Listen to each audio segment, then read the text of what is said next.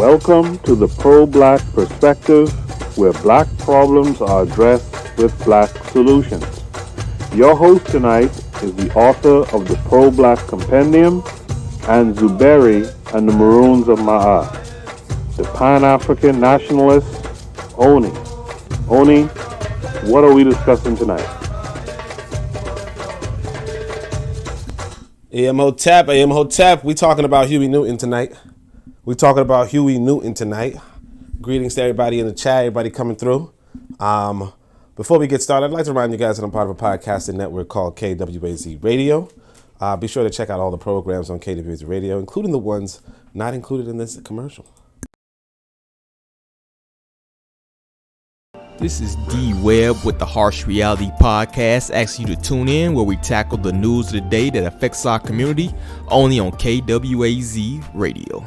Greetings, everyone. This is Koku from the Bitter Medicine Podcast, inviting you to tune in to the Bitter Medicine Podcast on KWAZ Radio. Greetings, fam. Tune in to The Learning Curve with me, the revolutionary matron on KWAZ Radio. You are listening to the Pro-Black Perspective on KWAZ Radio. Peace.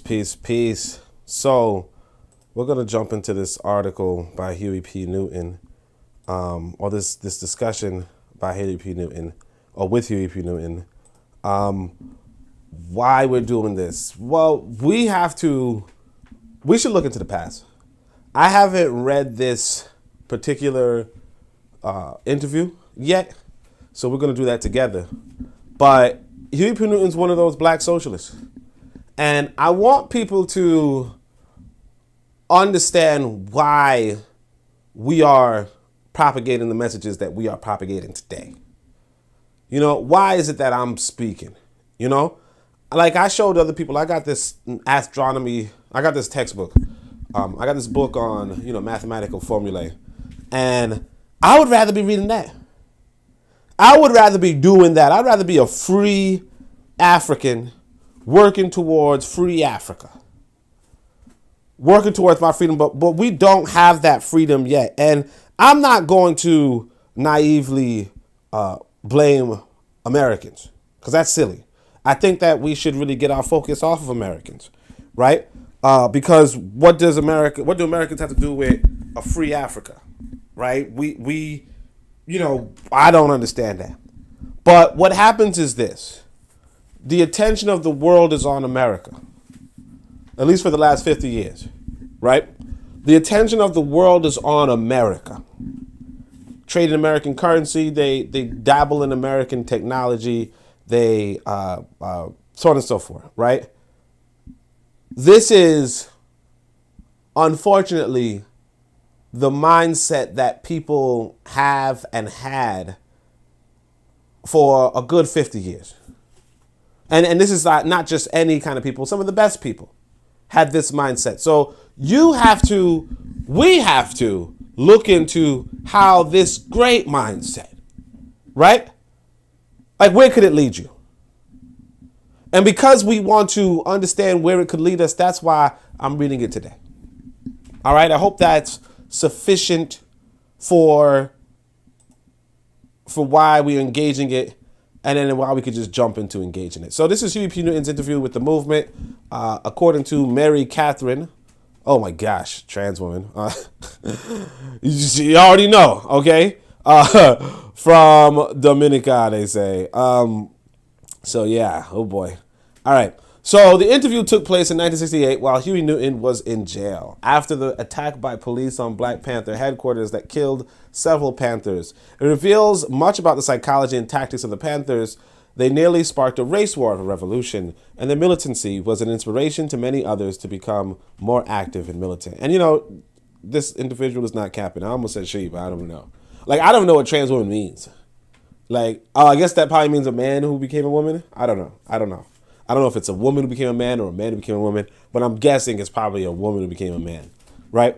A man who dresses like a woman or whatever, right? Now, I want people to realize this about Huey P. Newton, okay? We could actually probably look through the pictures first, because I want you guys to see Bobby Seale, because everybody likes Huey Newton, okay?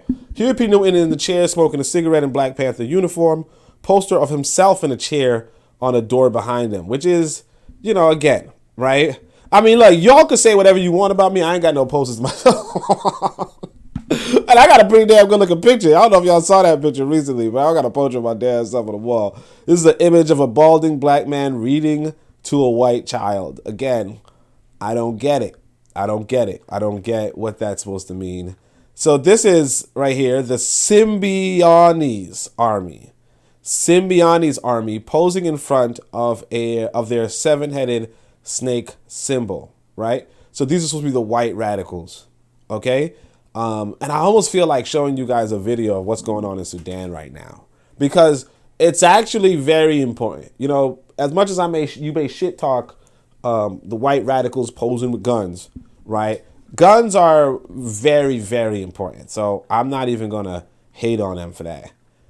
This is P.O. Joseph Piagenti and P.O. Waverly Jones. So these are the victims of the Black Liberation Army ambush. So I didn't even know, I'm guessing this is a black man. I didn't even know a black man was killed. But apparently this white boy was killed too. So, it is what it is.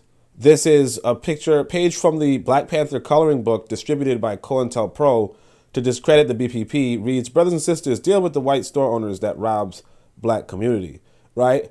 So what's interesting is that, and that's pretty interesting too, just a aside, that the CIA themselves, or the COINTELPRO themselves, FBI, right, themselves put out this kind of image. Like, they know what's what.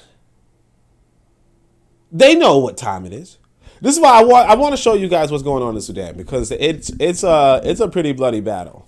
Although actually, you know what? I got flagged last time for showing violence. So you guys go subscribe to my Twitter.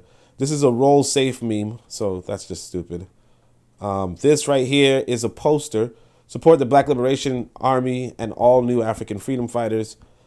Every nation has an army, so power to the people's army. The nation must come to fruition through revolutionary action. Now, I want people to understand this. Every nation has an army, okay? You don't have an army. Now, granted, they're saying support the Black Liberation Army and the new African freedom fighters. Free all political prisoners and prisoners of war, land and independence for the black nation, the Republic of New Africa. So they're saying, look, we're going to take these states from America and we want you to arm yourselves and get it done. They said this in 1981. And you're surprised these people are still in jail to this day. I mean, unfortunately, unfortunately, but what do you think? And you could give people props for that. You could give them respect for that. Because they're in jail to this day. And the white boy is coming to them like, yo, you want to give up on that shit you talking 50 years ago? And they're like, no, I would never give up on that shit. Meanwhile, ain't nobody out here even thinking about it, which is sad. But again, this is kind of, a reminder of what's going on in America. Because the thing is that people are going to hear that, or they're going to hear me and say, well, you're making an excuse, or people fight or something. You're going to say something, and I get it. I get that you would say something. But, let's be realistic now. Okay? 50 years of your damn life lost and nobody gives a shit. Your life is precious. Your time is precious. You can be free today, but you would rather be in prison. Okay? For something that nobody else wants. Matter of fact, this man who has said that is dead. I just checked it. I just peeped it. 1944 to 1981. He's dead. But there are people who are in prison today. Who they literally, it's like, yo, would you get out if you just give up the shit you talking? Nah, I ain't giving up nothing. You crackers need to die. And meanwhile, all the children is fucking with these crackers. All the children are coming out looking like Obama now. But okay. Black Liberation Army, even they motherfucking children. Come on. Black Liberation Army poster reads, support the Black Liberation Army and all new African freedom fighters. Every nation has an army, so power to the people's army. So again, this is the mistake right here. It's already a mistake. Every nation has an army. People's army. There's no people's army. Now, granted, I will give you this. Haiti wasn't a nation quote unquote, while it had its revolution. Did it have an army? You could argue that. Okay? So it's not to say that people shouldn't call themselves an army in the event that, they don't have a nation yet and they're fighting for a nation. So I could see the parallel. But you got to understand this too. In Haiti, they were 90% of the population. During the Black Panthers' time, they were 12% of the population. Okay? Now, you might say, well, what about these states? Even in these states today, they're at best 40% of the population or 30% of the population of the state. And again, it's not to say that you can't do it. It's just a question of, is it worth it? That's the big question. Is it worth it? If I can get a plane ticket and go be free in Africa right now, right? Versus pull up a gun and shooting at this white boy for 12, 13 years. Okay? Okay? For 12, 13 years. And I mean, realistically speaking, if you're talking about having victory in this kind of war, you're probably talking about 20 years. Okay? Because I want people to realize why even say 12, 13, 20 years. Right? That's how long it took for Haiti to get free. You know, it's not no dress up. It's not no pretend. So if Haiti's 90% of the black population, 90% of the population, right? It's 90% of the population. Okay? They have the military experience. For whatever reason, they have the revolution. They have one of the best living generals, Toussaint. Right? They have all of this. 90% of the population. It takes them 12, 13 years to get victory. When you have a bunch of evolutionaries, unfortunately, right? You are fighting against a very, very, very powerful foe in their fucking homeland as the minority. You're not going to see victory for at least 2 decades. I mean, realistically speaking, I don't want to say you're not going to see victory, period. I'm going to say that if you're going to fight this white boy on his own land and you think you have a chance, if you believe you're going to fucking win, it's going to take at least 2 decades. And my question is this: why are you putting 2 decades toward land that's isolated in the middle of fucking nowhere, right? In a fucking strong conflict when you could just take a damn fucking plane ticket, okay, and be free. Free. But okay. You know what I'm saying? I didn't finish reading this. The nation must come to fruition, revolutionary action, free all political prisoners and prisoners of war, let an independence for the black nation and the New Republic of Africa. Because see, Stokely Carmichael, Kwame Ture, right? Stokely Carmichael, Kwame Ture, whatever you want to call, right? Whoever you want to call him. And I would call him Kwame Ture. I just, when you see the 1960s paraphernalia, you just like, oh yeah, Stokely Carmichael. You know what I'm saying? But he goes to Africa and is free. Dies free. Asada Shakur, she's still living free in Cuba. So it's not a question of whether or not you can get free as an individual. Now, granted, some people say, well, I don't want to blah blah blah. Okay, well, some people are in prison, and I'm not saying that as anything, but whatever. This right here, Zionism, kosher, fat nationalism, imperialism equals fascism. Yeah. Yeah, I could see that. Obviously.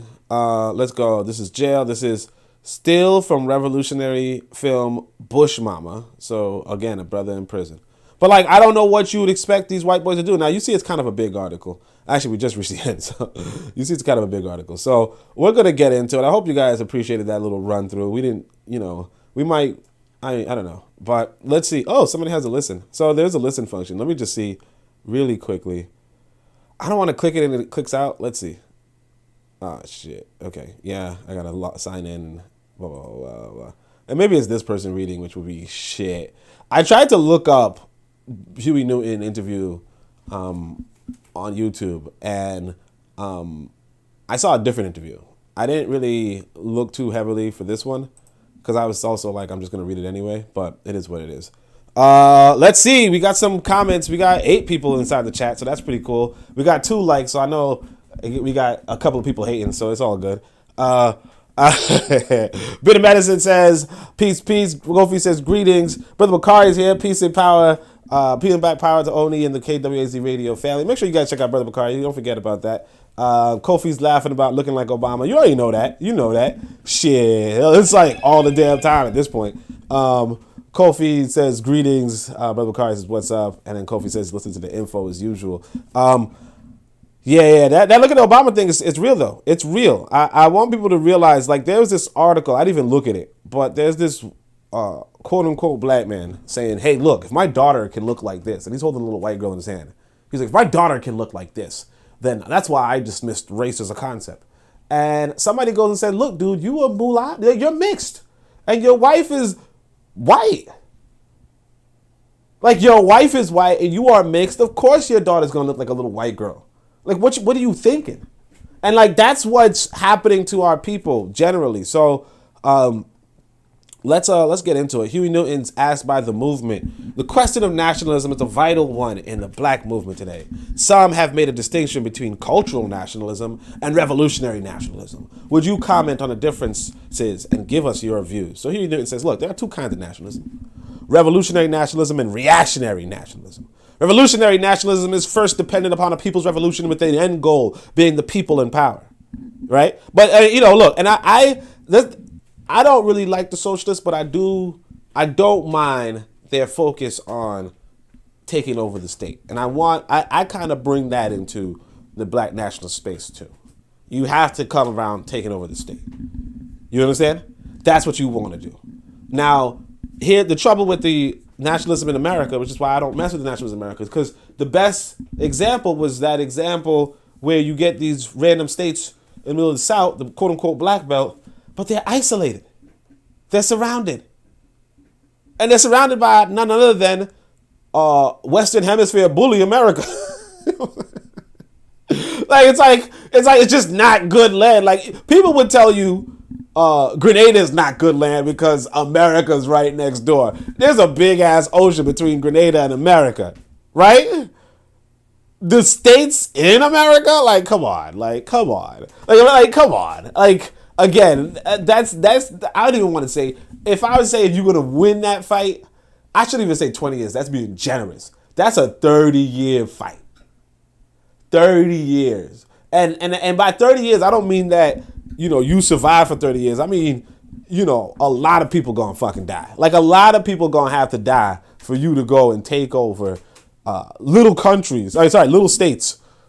Sub countries in America.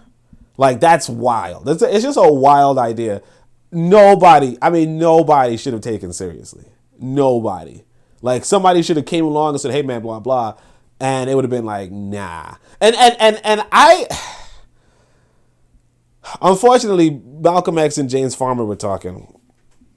A big interview. I liked it. I feel like I should have reviewed that one, actually. But Malcolm X and James Farmer are talking. And Malcolm X is like, we should take over these, Nation of Islam, we're trying to take over these states, right? We're going to do the black belt thing, actually. I was going to say I should blame Malcolm X, but I was like, nah, I shouldn't, because Malcolm's probably got nothing to do with it. It's like, no, actually, that's what Nation of Islam says, too. He's like, we're going to take over these states. And then James Farmer says, wouldn't it just be dumb to just have all the black people in one area if we're being attacked? And Malcolm X is just like, because he's like, wouldn't it be better if we get spread out? And I mean, look, I'm not going to say that it's no different if you was all black person who's in Africa or some shit. I'm not going to say that, because obviously if you feel like you can defend yourself, then you can defend yourself. But what I'm saying is that in the reality of war, if the Maroons fought for 12 years and the Haitians fought for 12 years, right? Ain't no way you fighting for 2 years. Even America in Iraq took it like 12 years to lose. You understand? Or how many years it took? 20 years, I don't know. It took a long damn time and it lost. So it's just, and I'm not saying it's lost, but it's like, come on. Or was it Afghanistan? I don't even know, but it's whatever. You guys get what I'm saying. Ikembe is here. Okay, Ikembe. Shout out to Ikembe. Brother Bakari's here. He says, share the show on your other social media platforms. A Real Black Gentleman says, enclave nationalism. That's rough business right here. Ikembe goes and says, nationalism has to be updated because our nation has to transcend borders. Yeah, I mean, yeah, of course. You got to transcend borders for sure. Yeah, I mean, but yeah, but that's what I'm saying. It's all about where you position it too. I want to say that there's this quote by this white boy Machiavelli who says more important than the masses are the quality of your soldiers, right? And more important than the quality of your soldiers is the location of the battlefield. Okay? The most important thing about a fight is where you do it. Like, that's the most important thing about a fight. It's like if you, like, I obviously I'm not running the streets where I'm at, but say I was running the streets where I'm at. Me get into a fist fight with you in my streets, or let's use the word hood, right? Why not? Me getting in a fight with you in my hood versus me getting in a fight with you in your hood is the difference between the outcome. Now you might say, well, the two fighters that's really what changes it. No. You know what I'm saying? Because, let's say you're the better fighter, right? You're the better fighter between you and me, right? I don't know how, but let's say you are, right? And I'm just talking generally. I just said, right? All right. So the general you're the better fighter, right? We fight in my hood. You beat my ass. You get shot. Okay? You get shot. You die. That's the end of your story. You know what I'm saying? The last thing you did was land a good punch on me. Now, we get into a fight in your hood. You beat my ass. Okay? And somebody spits on me. You understand? Different outcome. You living, you cheering, you get to grind, you get the good, a woman comes and says, hey man, look, shit, you a real man. I want you. You know what I'm saying? You get whatever. Right? And I should make this gender neutral. So, whatever, let's say you a sister and you beat my ass for some house. I don't know how, but let's say you do, right? Let's just say Muhammad Ali's daughter is listening, right? Want to know about Huey Newton? Let's figure that out, right? So she kicks my ass. I got it. Yeah. So then, some dudes are like, damn, girl, you good. She gets another boxing deal or something, or, maybe she might catch a crime. I don't know, but it's whatever, right? But I'm saying it's different. The location matters. Because you do that in the wrong place, that's it. But anyway, let's keep going. Revolutionary nationalism is first dependent on a people's revolution with the end goal of being a people in power. You want to have the power. Therefore, a revolutionary nationalist, you would by necessity have to be a socialist. Now, where does he get that from? I don't know. If you are a reactionary nationalist, you are not a socialist, and your end goal to the oppression of the people. And see, that's the dichotomizing that I don't like in socialist circles. Bonner says, what are you rambling about this? Why is Bonner so negative? Like, what did I do to make this so mad? That's a joke from the Boondocks. All right. So cultural nationalism, or pork chop nationalism, as I sometimes call it, is basically a problem of having the wrong political perspective. It seems to be a reaction instead of responding to political oppression. The cultural nationalists are concerned with returning to the old African culture and thereby regaining their identity and freedom. In other words, they feel that the African culture will automatically bring political freedom. Many times, cultural nationalists fall into line as reactionary nationalists. Now he's going to go into Papa Doc. Papa Doc in Haiti is an excellent example of reactionary nationalism. He oppresses the people, but he does promote the African culture. He's against anything other than black, which on the surface seems very good. But for him, it is only to mislead the people. He merely kicked out the racists and replaced them with himself as the oppressor. Many of the nationalists in this country seem to desire the same ends.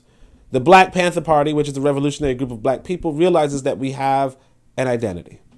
that we have to have an identity. We have to realize our black heritage in order to give us strength to move on and progress. But as far as returning to the old African culture, it's unnecessary and it's not advantageous in many respects. We believe that culture itself will not liberate us. We're going to need some stronger stuff. Now, again, this is not completely wrong, right? And that's the thing about the world. You know, the thing about the world is this. And this is like something I want to put in my next book. I think the first chapter. Because first I was thinking, what should be the first chapter? You know, first chapter is really important. Should it be about land? That was my first, like, I was like, we got to talk about land. Like, first I was like, let me start off with economics, politics, culture, you know, economics being primary. Let's talk about economics. And I said, you know what's more important than talking about economics? Land.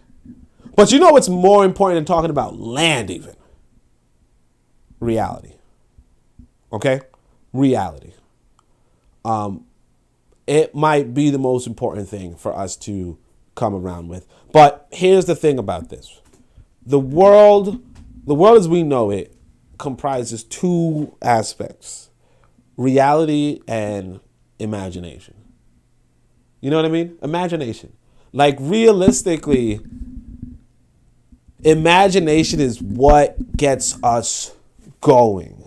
You know, a lot of how we engage this world is based off of our own imagination. And I had to come to this really bluntly with some woman recently. You know, like I said, I went to Africa, met quite a few women, obviously. You know, I'm trying to get wifed. I'm trying to wife up somebody. I'm trying to wife up somebody, obviously, right?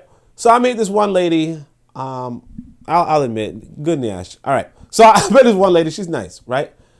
I didn't have much time to date her, okay? Because I met her toward the end of my time in Tanzania. She kind of just hit me up like, hey, you went quiet. And I was like, oh, yeah, you want to meet up? She's like, yeah, sure, whatever, right?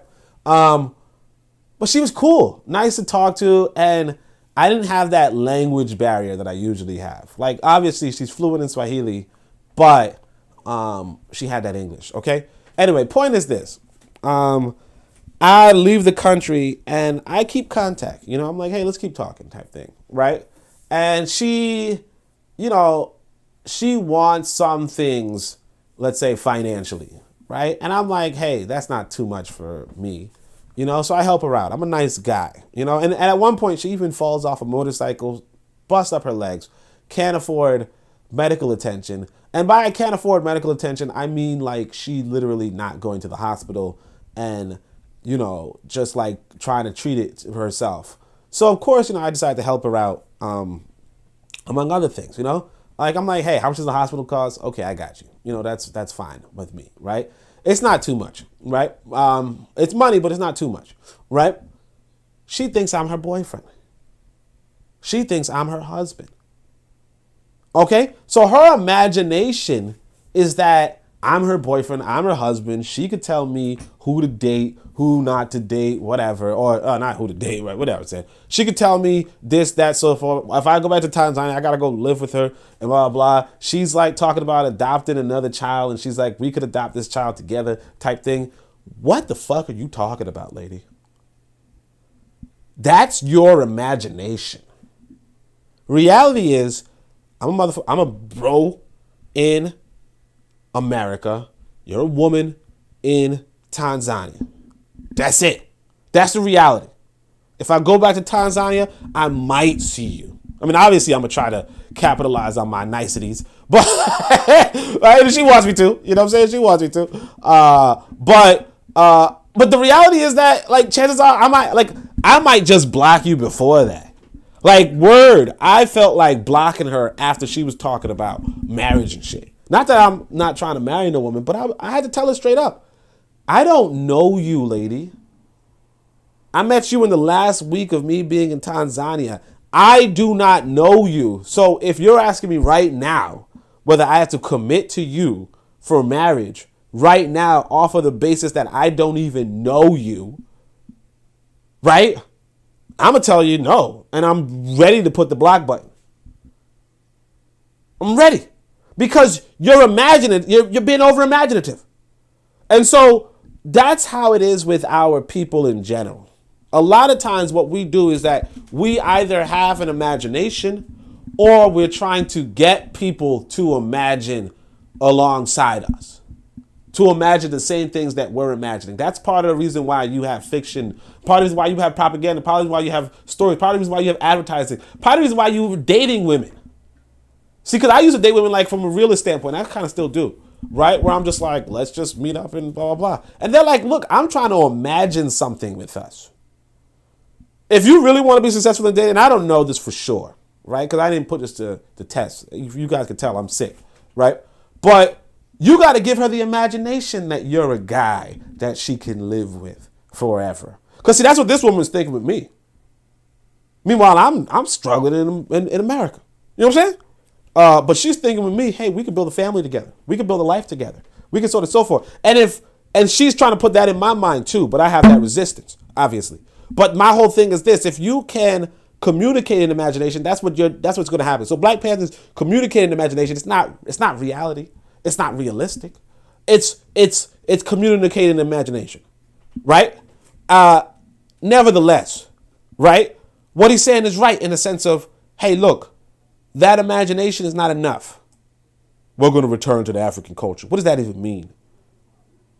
And what does that mean to Huey Newton? You understand? A part of what we're going to have to start doing, obviously, is one, communicating the right imagination, communicating what it is, what it means to be free. And I've done it a couple of times. You know, especially if you guys check Zubiri, that's an example of what it means to be a free African in America, right? That's what it means to be a free African in America. But what we have to do is we have to focus on this reality that people are overindulging in imagination, over-imaginative. You know, in fact, I was thinking about this, and I'll just go this really briefly. When you talk about religion is just imagination. But I thought about it today. I said, because I don't really fully understand the Islamic religion. But what do, like, but one, I first I was thinking to myself this. I was saying to myself, who in the world would believe, who cannot tell you that if somebody told you were going to die and then mess with a bunch of virgins after you died, that was just the imagination of somebody who sounds like they perverted? Okay? Because why? Because first off, look, I'll be honest with you. If I died, if somehow I was able to sleep with women after I died, it wouldn't be no damn virgins. You know what I'm saying? First off, why would I want to be messing with virgins after I die? You know what I'm saying? Like, what is that about? I would want some freaking dinky, you know what I'm saying? Experienced, know how to do this and that and so on and so forth. That's what the fuck I want. I don't want, it's my first time. It's going to hurt me. You know? Like, what? Like, what are you fucking talking about? But hey, I was thinking to myself too, like, what do the women even get? Like, the women die, what do they get? A bunch of 40-something incels? Like, come on, like, this fucking shit's wild, man. But but you know, like, just from hearing that, and I'm saying this mostly because I know there are black Christians out there. Just hearing that, you know that's a motherfucker's wild imagination. But if that's a motherfucker's wild imagination, you know damn well it's the same with the other religions. You know, this woman was telling me, matter of fact, that's a little bit of tangent, I'm sorry. But this one was telling me, she was like, man, if you don't believe in God, you're going to burn in hell. You're going to burn in hell. And I'm like, how would I be burning after I die? You know? And so she's like, I'm like, where is hell? Where the fuck is hell? She's like, well, you know, if you don't like, where is it? Can you see it anywhere? Because my thing is this, if it's not material, how the fuck are you going to be burning in no fire? Fire is material. Or fire is visible at least. There's so much to it, but you know what? But like, again, Huey Newton's right in the sense of you can't just, because like, what does African culture mean? You have to communicate a full economic system, and that's on us. That's on us. What happens is that Marx that's the thing about Marx. I want people to understand this about Marx. If you really like Marx, go read Adam Smith. That's what I'm gonna say. Go read Adam Smith and then realize why, like, what value Marx has. Adam Smith is telling you the reality of the world. He's not describing capitalism. He's describing the reality of the world, and he's making suggestions. He says, look here. he doesn't like economic exploitation. Okay? He doesn't like when capitalists are killing the employees. He doesn't like that shit.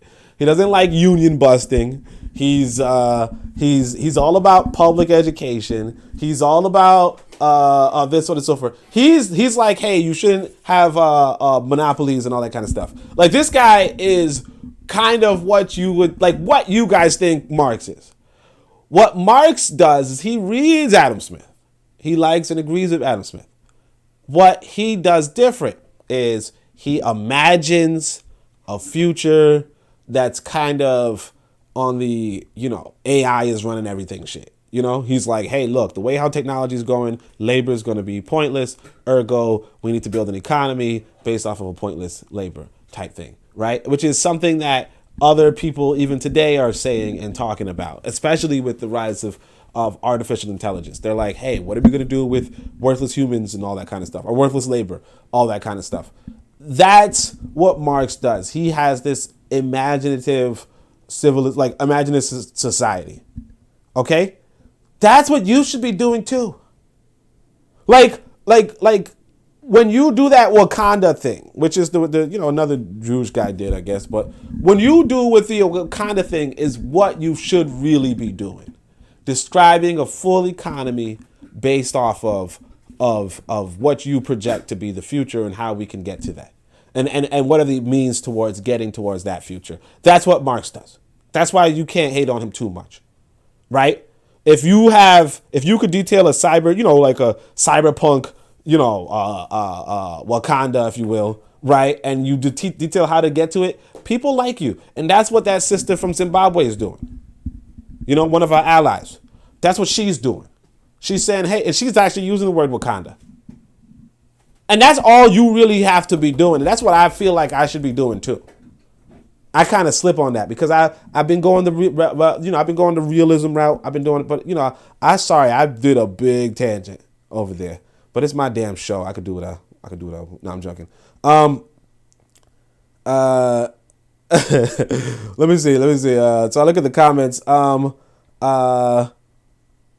Ikembe says, I think he is seeding the opposite of a system built on individualism is a system of collectivism. That is socialism. I think he is seeing the opposite of a system built on individualism is a system of collectivism. That is socialism. Yeah, I mean, look, that's what I'm saying, though.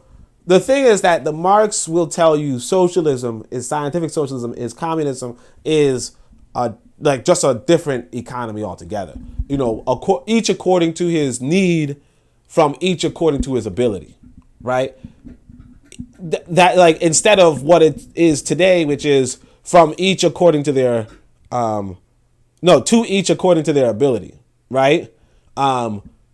Right? They're saying no, all your needs are met regardless of how you work or what you work as, because in a system where machines can do all the work or labor is not necessarily as required, but it still produces overabundance, technically, right?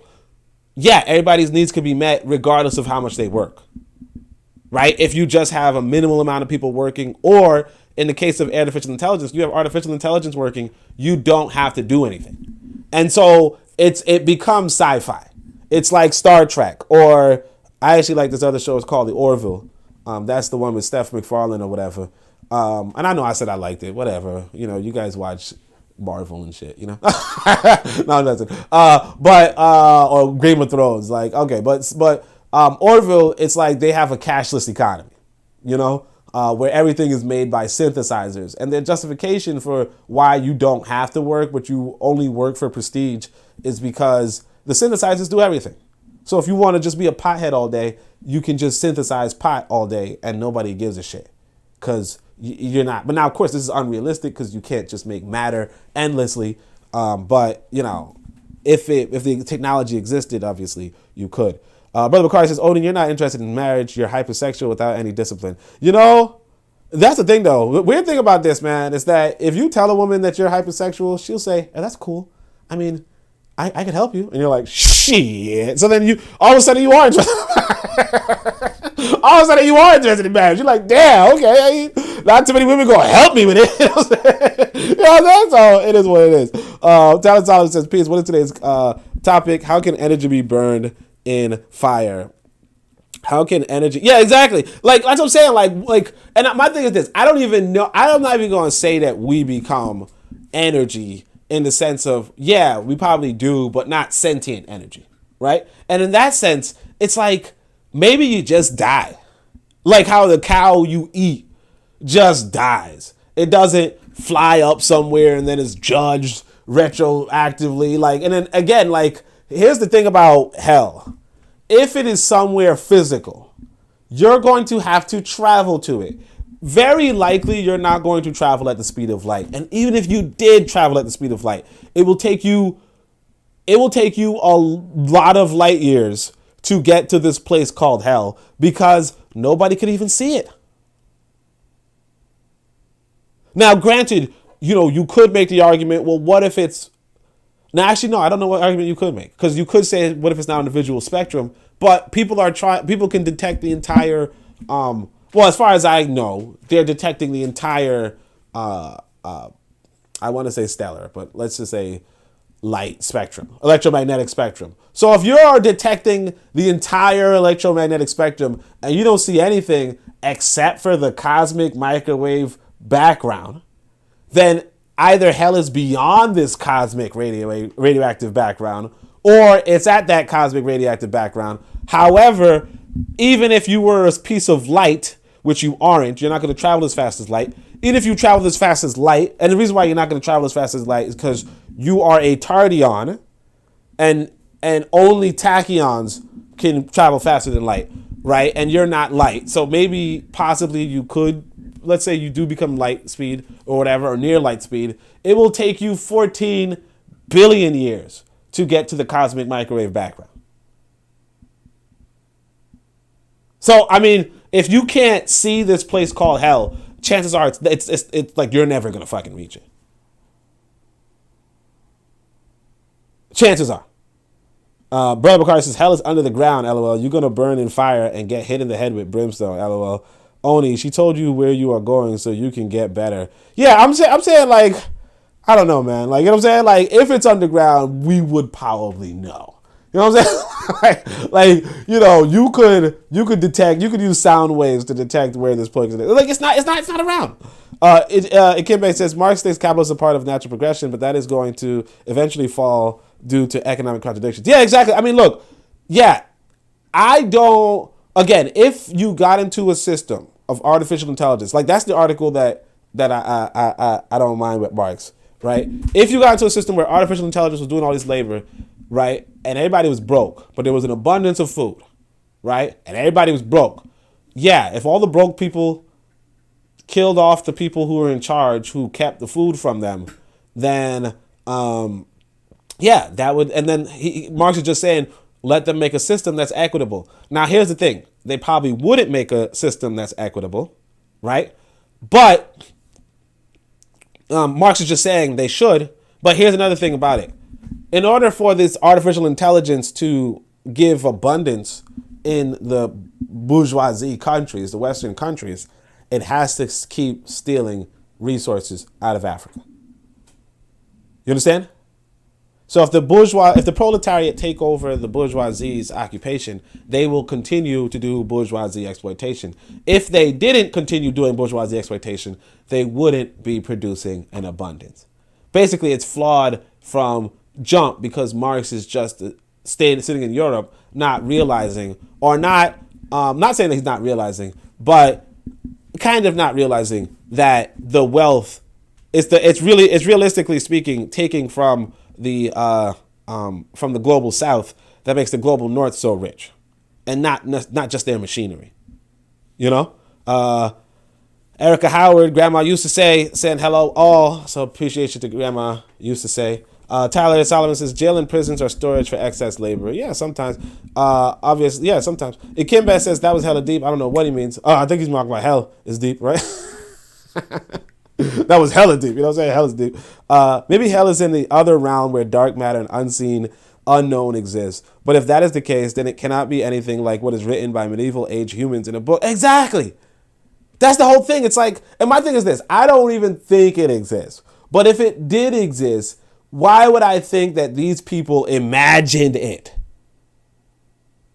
You understand? It's really just imagination. And look, I don't blame human beings for taking their imagination to the extreme. You know what I mean? Sometimes I get a dream and I get up and I'm like, yo, that dream was, that dream taught me something. And it does. It does. Why? I don't know, but it does. Right? Am I going to say that but like the whole afterlife situation, it's like, come on. It's like, come on. Dark matter, dark energy, those are things that exist in our universe that we don't understand, that we can't see. Those are weird things. I'm not going to hold you. Right? They say dark matter is almost ubiquitous. And yet, you know what's weird? You don't see it on Earth. You know what I mean? You don't see it. It's dark matter is the substance that holds the galaxy together, but you don't see it. Right? So I don't know. It's sorry, did I say galaxy? It holds the the galaxy together. So it is what it is. It's just it's really complicated. But anyway, let me go on. Tyler says he doesn't believe in heaven, hell. I mean, it's just unrealistic. It's just somebody else's imagination, and at that, it's like somebody from once upon a time's imagination, which is okay. It's okay to have an imagination and try to get people to like religion is a political tool. Okay, it's weaponizing your imagination for political purposes. Right? That's what it is. It is, hey, don't mess with my wife. Don't look at my wife or you're going to go burn in hell. Right? Now, you're probably telling that to a bigger person, because you don't want to necessarily fight this dude who's looking at your wife. So you teach him, hey, look, when you look at my wife, that's bad. You know what I'm saying? It's bad if you look at my wife, or it's or it's like, what's another thing inside of the religion? Oh yeah, murder, right? You don't want people to murder people. So you say, hey, look, man, the more you kill people, the more likely you will burn in a fire at the end of your life. There's good reason because here, check this out. If you don't have a reason for why somebody shouldn't murder, why somebody shouldn't mess with your wife, why shouldn't somebody so and so forth, or if you want to just take it upon yourself to defend your wife and defend your life and all that kind of stuff, which is good too. Obviously, you should do that. But if you want to give people reasoning, right? A good threat is, well, there's this being you can't see who's gonna fuck you up. It's all right. There's a use to it, but it's still imagination. It has its purpose. It has its utility, but it's still imagination. And that's all I'm saying. You know what I mean? That's all I'm saying. A good example of revolutionary naturalism was the revolution in Algeria when Ben Bella took over. The French were kicked out, but it was a people's revolution because the people ended up in power. The leaders that took over were not interested in the profit motive where they could exploit the people and keep them in a state of slavery. They nationalized the industry and plowed the would-be profits into the community. That's what socialism is all about in a nutshell. The people's representatives are in office strictly on the leave of the people. The wealth of the country is controlled by people, and they are considered whenever modifications in the industries are made. Right? The Black Revolutionary Party is a revolutionary nationalist group, and we see a major contradiction between capitalism in this country and our interests. We realize that this country became very rich upon slavery, and that slavery is capitalism in the extreme. We have two evils to fight, capitalism and racism. We must destroy both racism and capitalism. So again, I want people to realize this. Like I said, go read Adam Smith, and you'll see that he says the same thing. Like, this is not socialism in a nutshell. Okay? Now, I'm not really too familiar with Ben Bella, so I can't necessarily say, to what extent, to what degree he was a socialist and how effective he was in implementing that economic strategy. But what I can say is nationalizing industry. Well, again, I would say maybe nationalizing industry is, though actually, like, people do that. No. So nationalizing industry is actually, yeah. So like I said, even Adam Smith talks about nationalizing industries. Okay? Even Adam Smith talks about nationalizing industries. Plowed the would-be, and sharing the profits with the community. Like, the whole purpose of the economy as articulated by Adam Smith was to build up the nation, build up the community, build up the national wealth, build up the common man. You know what I'm saying?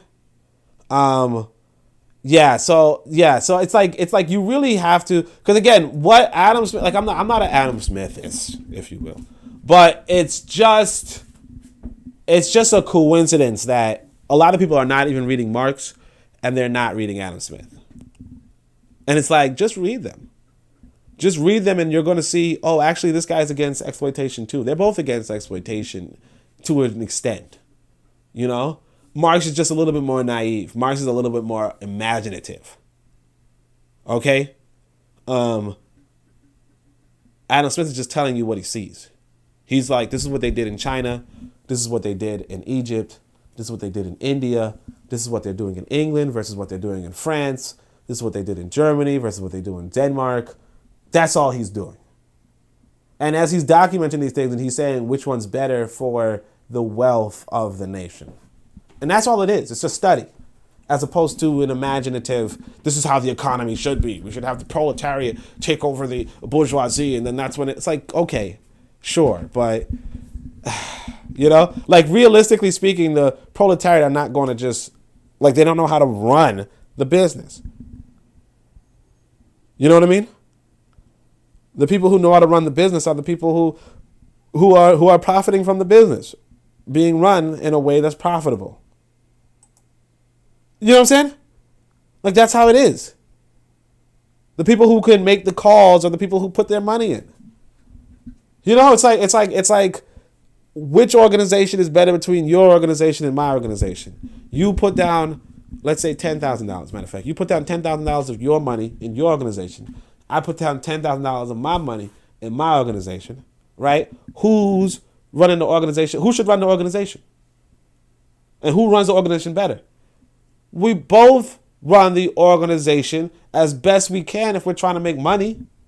And the reality is this: if my organization tanks and your organization tanks, we just fucking fail. That's it. That's it. It's not a complicated, well, you know, the workers should take over, the members should take over the organization. The members should vote on everything. I mean, sure. I think membership, I mean, if I want to run my organization with membership feedback and you don't, or you want to run your membership organization with feedback and I don't, that's on me and you. It's not some general rule that, oh, well, you know, now the janitor should be sitting and telling us where to sell the widgets. Like, nah, I mean, nothing against janitors, obviously. I mean, I know a lot of people pushing the brooms right now. I'll just fuck it. All right. Let's see. And Kimbe says, I don't believe in heaven because we living in hell. Right? You know what I'm saying? Well, see, that's why I said, like the other day I was dressed up pretty damn good. I had this necklace on. Y'all see it. I had this necklace on looking like, you know, like a I want to say a 9 out of 10, right? Looking like a 9 out of 10. And I said to myself, I can't be around any atheists.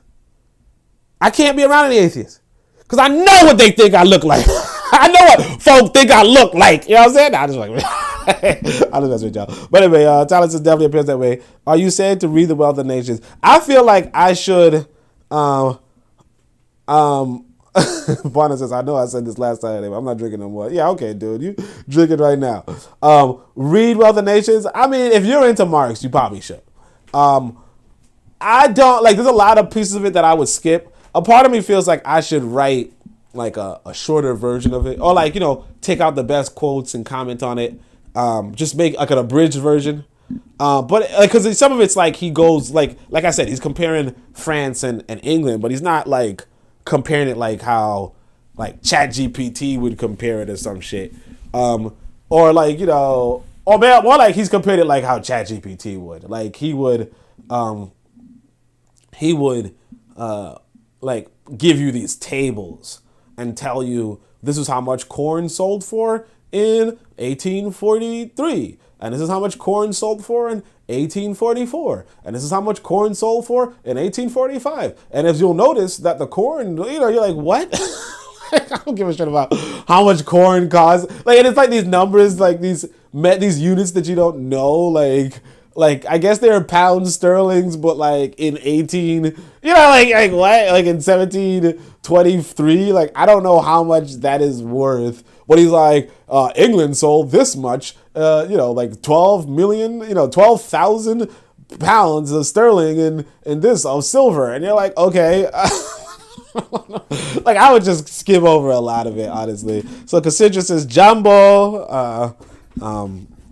So she says Jumbo. So although we can also say Mambo, but yeah, she says Jumbo. So she's saying hi, which is interesting. Some people in Tanzania are telling me that they would say Ham Jumbo, but I think the people in Kenya would just say Jumbo. So you know, but Cassandra goes around. You know, she went to like all the countries. So that's pretty dope. Movement says directly related to question of nationalism is the question of unity within the black community. There has been some question about that since the Black Panther Party has run candidates against other black candidates in recent California elections. What is your position on this matter? Right? And there's a lot of typos here, but again, this person is a trans woman. I'm just fucking with you. That's jacked up to say, right? Look, I mean, no, this is a lot of work. And you gotta, I mean, not gonna say I appreciate a tranny or whatever, but you gotta appreciate when people put together the work to transcribe things, okay? To transcribe things and to put things on the internet. A lot of things are not on the internet because nobody's put them on. You know, I actually, when I was a kid, I used to listen to this song. It goes, what you smoking? What is it? Chocolate. Is it the ganja or the spliff? Chocolate. Whatever, right? You can't find it online. But it was a song back in the day, you know, out of Jamaica, I guess, where I don't know why my father had us listening to it, but the guy was just talking about smoking chocolate. Most of us don't even know what it is. But somebody, if we find out what it is, it's because somebody's going to put it online. You know, I was actually telling my dad, why don't you go put that online? But he's like, I don't know what that shit is. Yeah. So it's like, yeah, you can't hate on. And here's the thing, too. This is the thing I don't like. And this is why I also say, make sure you guys get the books that I publish, right? These white boys could take this shit down. What I don't know. I want to say like 10 years ago, there was Marcus Garvey's whole book. What was it called? Philosophies and Opinions of Marcus Garvey. The whole book was typed out online. That website's gone. Right? The whole book. So somebody typed up 500, 600 pages of Marcus Garvey and put it up. And it was a black man too, because I saw his website and it was all that. Right? And now the website's gone. So it's just like, you got to appreciate human labor. Because, and I'll just say this even too, because I had this, I wanted to type up Swahili words on, you know, so I could do my app and, you know, add it to my app and all that kind of stuff. And it's a lot of, like, it's like an 8-hour audio. And, you know, I asked some people, like, how much could I pay you to type this up? And they were like, well, one person said, okay, I'll type it for you just for, like, the data cost. And I'm like, okay, bet, you know, but like that is, like it's a lot of labor.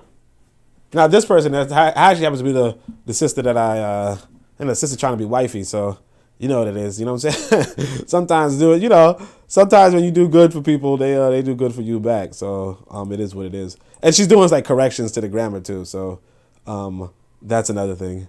So that's the reason why I noticed the Jambo thing, because because the thing is saying Jambo means hello, and then she's like, we don't say Jambo, we say Hajambo, you know? So it is whatever. All right, so anyway, let's say Huey says, well, a very peculiar thing has happened. Historically, you've got what Malcolm X called the field N-word and the house N-word. The house N-word had privileges, a little more. He got the worn out clothes of the master, and he didn't have to work as hard as the field black person. He came to respect the master to such an extent until he identified with the master because he got a few of the leftovers that the field blacks did not get. And through this identity with him, he saw the slave master's interest being his interest. Sometimes he would even protect the slave master more than the slave master would protect himself.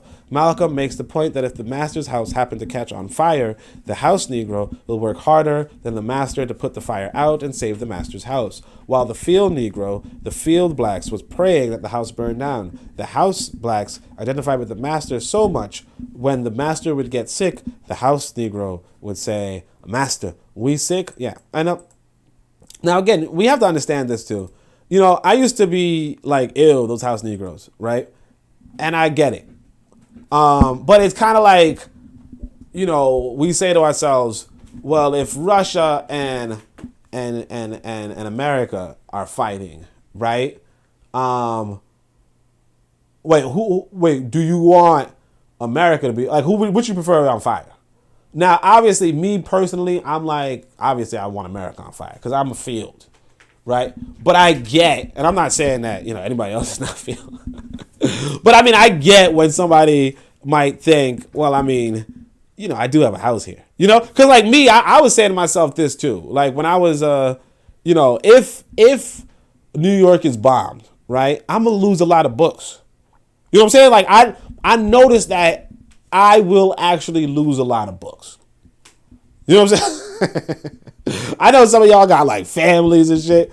Unfortunately, I don't really have too much family in New York. So, I mean, if me and my son escape, one thing I'm going to lose is a lot of books. That's probably about it. But, you know, and it's probably like a lot of books is hard to find. So, it is what it is, though.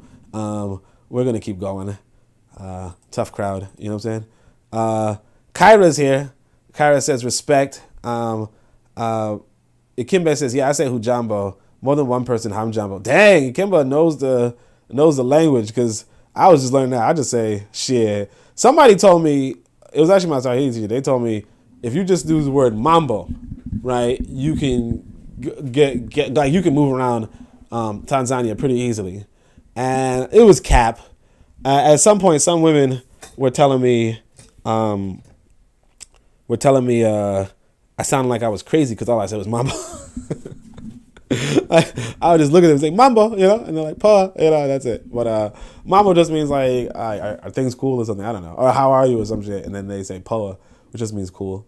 Anyway, so the black bourgeoisie. So the Black Panther Party are the field blacks. We're hoping the master dies if he gets sick. The black bourgeoisie seem to be acting in the role of the house Negro. They are pro-administration. They would like a few concessions made, but as far as the overall setup, they have a little more material goods, a little more advantage, a few more privileges than the black have-nots, the lower class. And so they identify with the power structure and they see their interest as the power structure's interest. In fact, it's against their interests, right?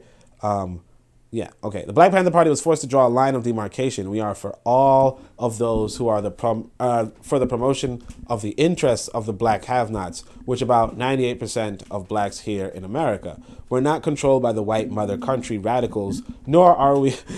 So weird he is, white mother country radicals. Like, what?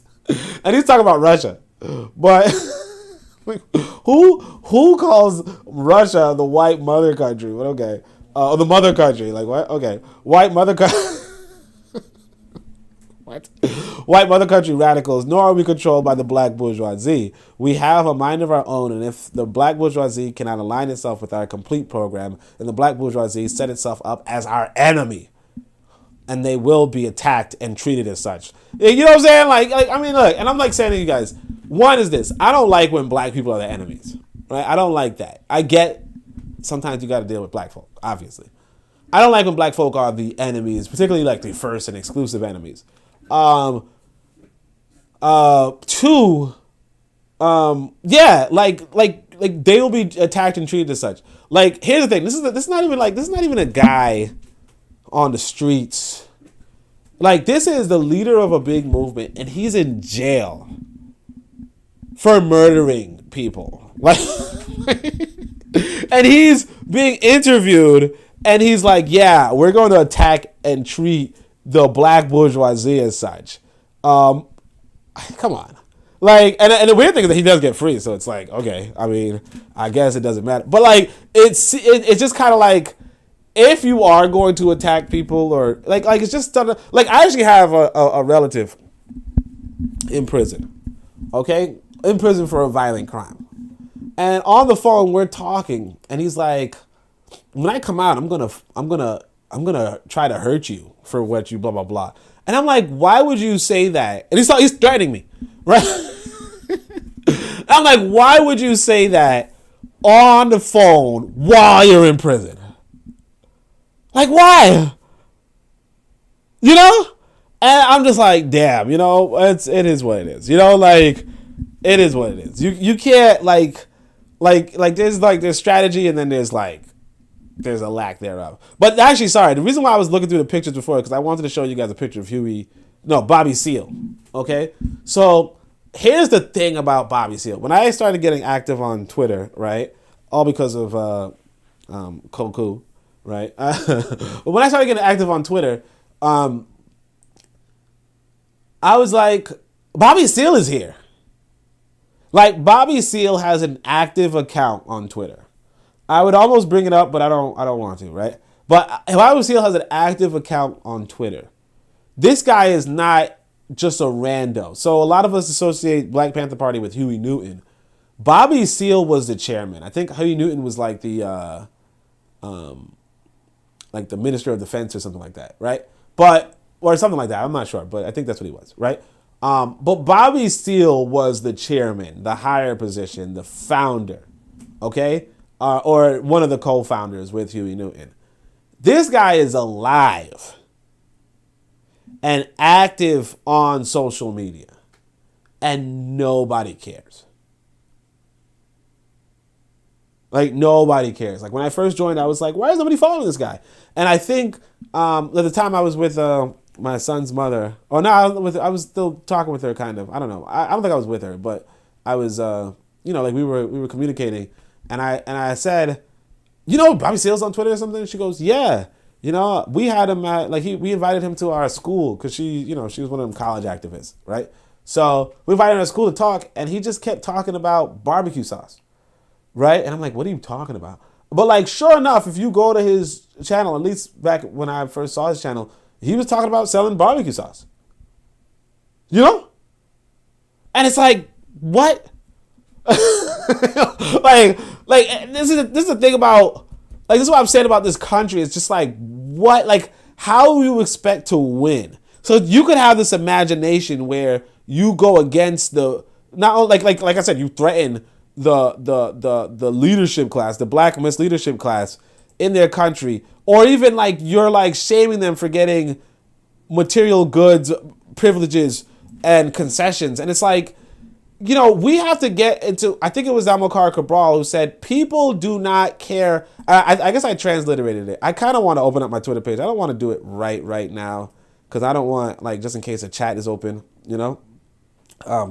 But the thing about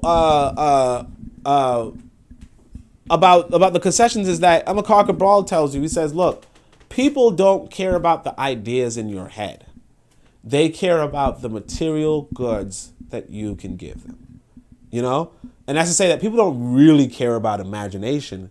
They care about reality. Now, granted, if you can tie a realistic story about imagination towards improving people's reality, they will probably get with you. And that's what Black Panther Party does. That's what, Dessalines did. That's what Toussaint did. That's what people do. You're supposed to communicate, some sort of imagined world that's realistic, within grasp. But the thing is this, the Black bourgeoisie, if they are getting concessions, if they are getting material goods, if they're getting little advantages and privileges, right? As individuals, they'll go for it. Economic migration, people leaving their country in order to come to the West, right? Or go to the West, right? The reason why they're doing it is because they're getting more material goods.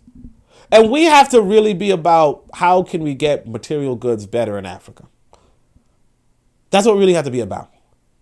And that's why, like I said, I would respect, I'm not really a hater of socialists altogether because I don't mind Russia and I don't mind China.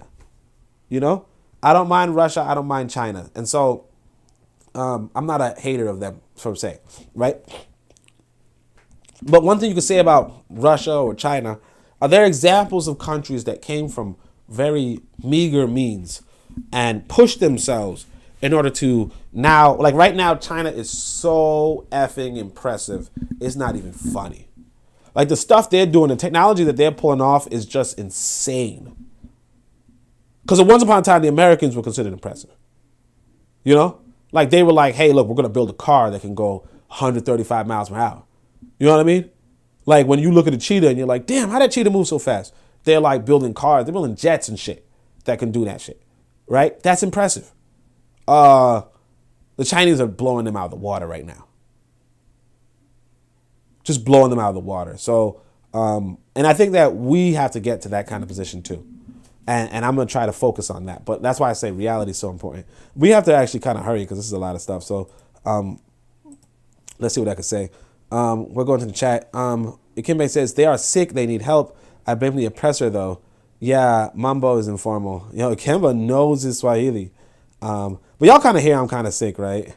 It sucks because, you know, yeah, it sucks. All right, movement. The Black Panther Party has had considerable contact with white radicals since its early days. What do you see as the role of the white radical? So the white mother country radical is the, that's how he talks too. The white mother country radical is, I had it better before. All right. Is the offspring of the children of the beast that has plundered the world, exploiting all people, concentrating on the people of color, right? So, so the white mother country radical is the offspring of the children of the beast that has plundered the world, exploiting all people, concentrating on the people of color. Now, again, you see, this is the imagination, right? The beast that exploited all people and is concentrating on people of color. It's okay. A lot of us buy into this, right? Buy into this narrative. So these are children of the beast that seek now to be redeemed because they realize that, I can't even do it. They realize that their former heroes who were slave masters and murderers put forth in ideas that were only facades to hide the treachery they inflicted upon the world. They are turning their backs on their fathers. The white mother country radical resisting the system becomes somewhat of an abstract thing because he's not oppressed as much as black people are. As a matter of fact, his oppression is somewhat abstract simply because he doesn't have to live in a reality of oppression. Black people in America and colored people throughout the world suffer not only from exploitation, but they suffer from racism. Black people here in America and the black colony are oppressed because we're black and we're exploited. The whites are rebels. Many of them, see, there's like grammatical errors, but we'll skip over them, right? Many of them from the middle class, and as far as any overt oppression, this is not the case.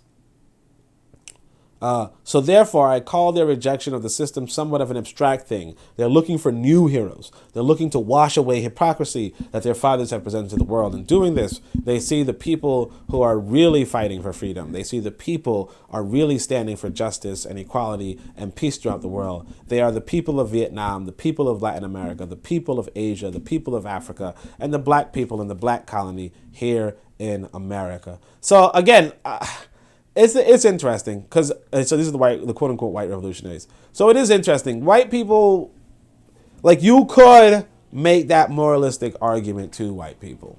You could. So in Zubiri, I take a stand where I'm like, white people are always going to be bad, honestly. And I don't necessarily say that's not the case, but it's like you could trick people, just like people could trick you, you know? Of course, in Zubiri, we argue that the reason why people could trick you is because good people can do bad things, bad people can't do good things. But it is what it is. You know, for what it's worth. Now, here's the thing to keep in mind, though. These people, if they're posing in America, do not actually take up arms against America. And as Brother Bakari pointed out, even though you hear about Black Panthers getting killed by police officers, getting to shootouts with police officers, you don't hear about white Panthers doing that. You know what I'm saying? Or the white Black Panthers doing that. So it's just another, like, this is like one of those tricks that they gave you, you know? But it is what it is, right? Like these women like freaking dykes, so. Anyway, this presents somewhat of a problem in many ways to the black revolutionary, especially to the cultural nationalist. The cultural nationalist doesn't understand revolutionaries because he can't see why anyone white would turn on the system. So he's talking about us, right? So they think that maybe this is some more hypocrisy being planted by white people, which it probably was. But anyway, I personally think, like, in retrospect, it probably was Huey Newton. Maybe you should listen to these people. But anyway, I personally think that there are many young white revolutionaries who are sincere in attempting to realign themselves with mankind and to make a reality out of the high moral standards that their fathers and forefathers only expressed. In pressing for new heroes, the young white revolutionaries found the heroes in the black colony at home and in the colonies throughout the world. So again, part of the reason why I even have this is because, like, I'm showing that they're obviously American centered, and this came up from another conversation, but it is what it is. The young white revolutionaries raised the cry for the troops to withdraw from Vietnam, hands off Latin America, withdraw from the Dominican Republic, and also to withdraw from the black community or the black colony. So you have a situation in which the young white revolutionaries attempting to identify with the oppressed people of the colonies and against the exploiters. The problems arise then in what the part they can play. How can they aid the colony? How can they aid the Black Panther Party or any other black revolutionary group? They can aid the black revolutionaries first by simply turning away from the establishment, and secondly by choosing their friends. For instance, they have a choice between whether they'll be friends of Lyndon Baines Johnson or a friend of Fidel Castro, a friend of Robert Kennedy or a friend of Ho Chi Minh, and they are direct opposites, a friend of mine or a friend of Johnson's. After they make this choice, then the white revolutionaries have a duty and a responsibility to act. Now, again, the question that you're asking people is this. Lyndon B. Johnson is their state, their country. They pay taxes to Lyndon B. Johnson's expenditure list. You know what I mean? Like, he spends their taxes, right? He gives them their education, their this, their that. He is their benefactor. Fidel Castro isn't. Now, granted, if they somehow feel like, hey, you know what, I'm going to go along with it, Fidel Castro, that's fine. I wouldn't count on it. You know what I mean? I wouldn't count on it. And a person like that, it's we got burned as black people by Charles Barron, by the way. We got burned by black people because of that, right? Because of he was a Democrat. He was a Democrat, and so when he was a Democrat, if you're running a third party, the Democrats are his benefactor.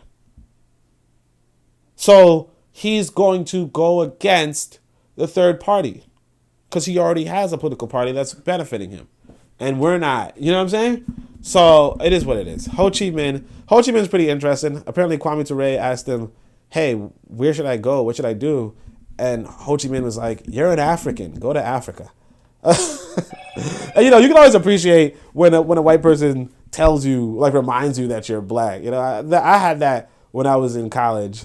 I was in some group, and there was a bunch of white women, and one woman said, you're black. You should be in a black group. And I was like, that sounds racist.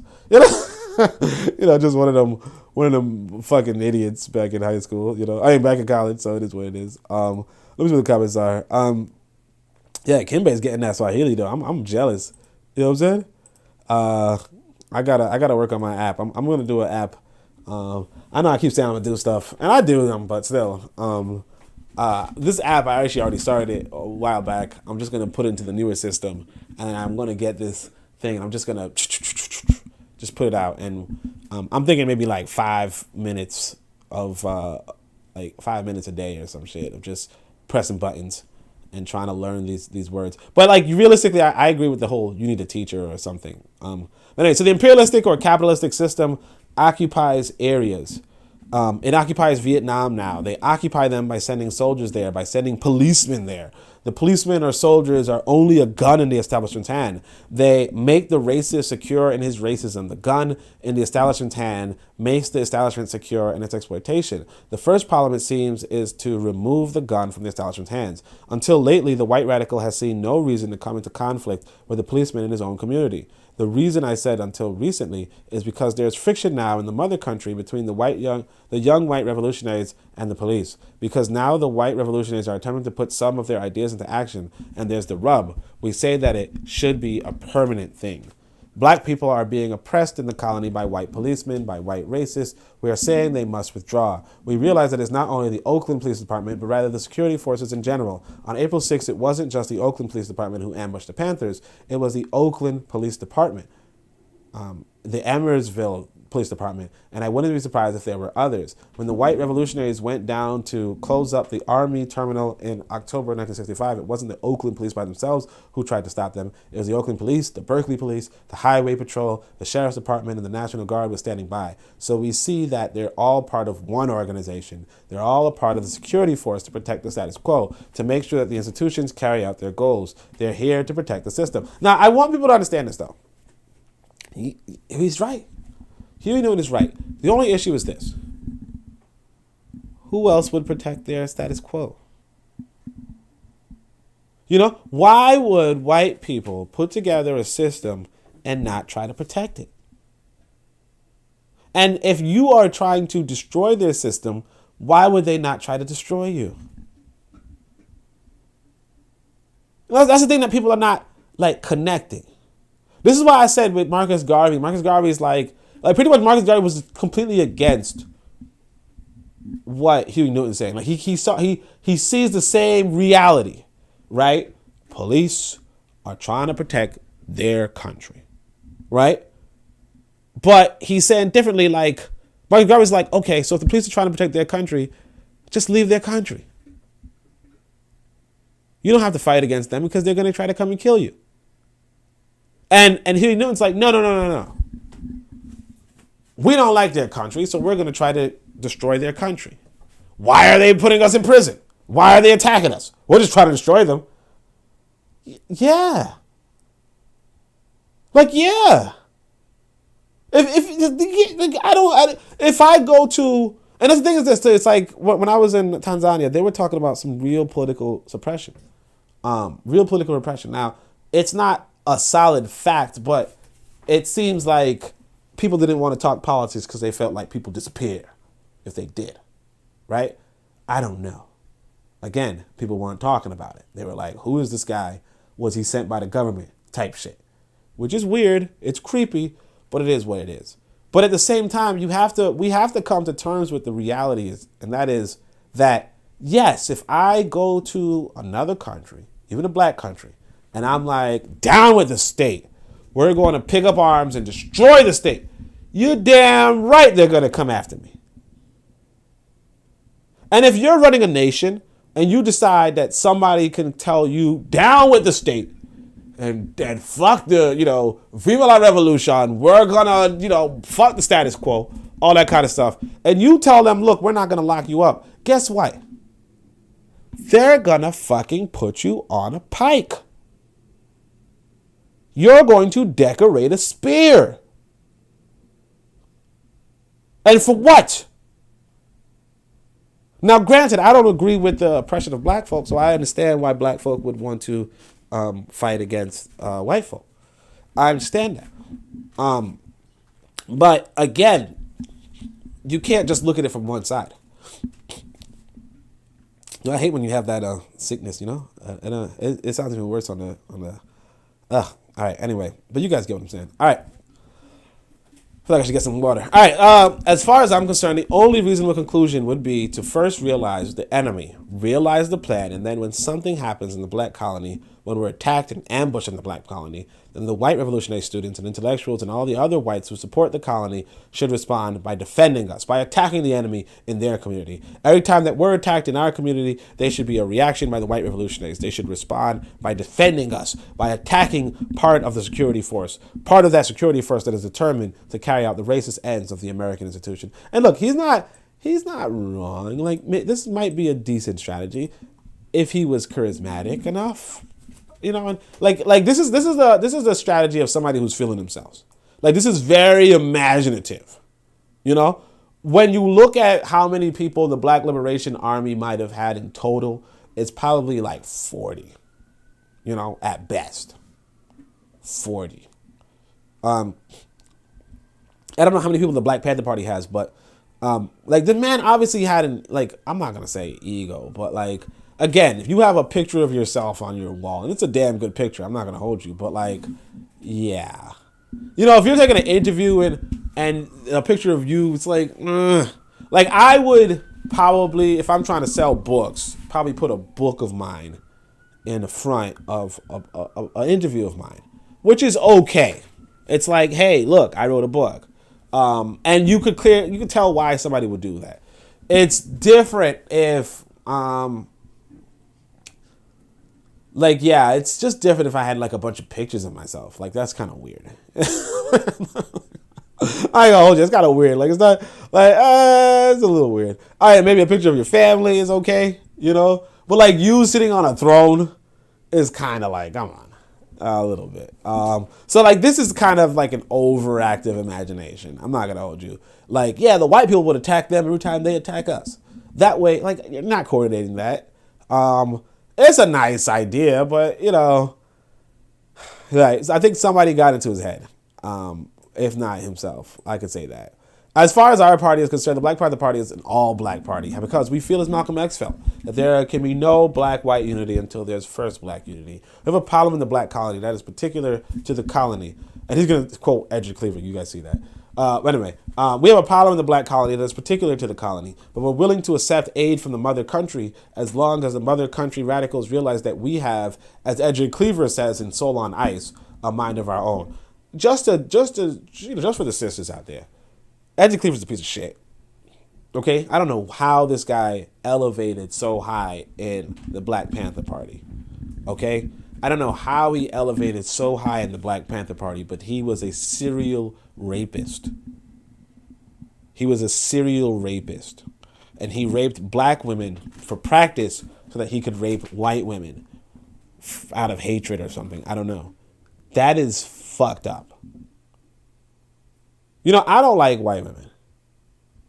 I wouldn't mind, I shouldn't say, but I wouldn't mind like putting a bullet. You know what I'm saying? I wouldn't mind killing one, right? But like raping one, nah, I wouldn't do that.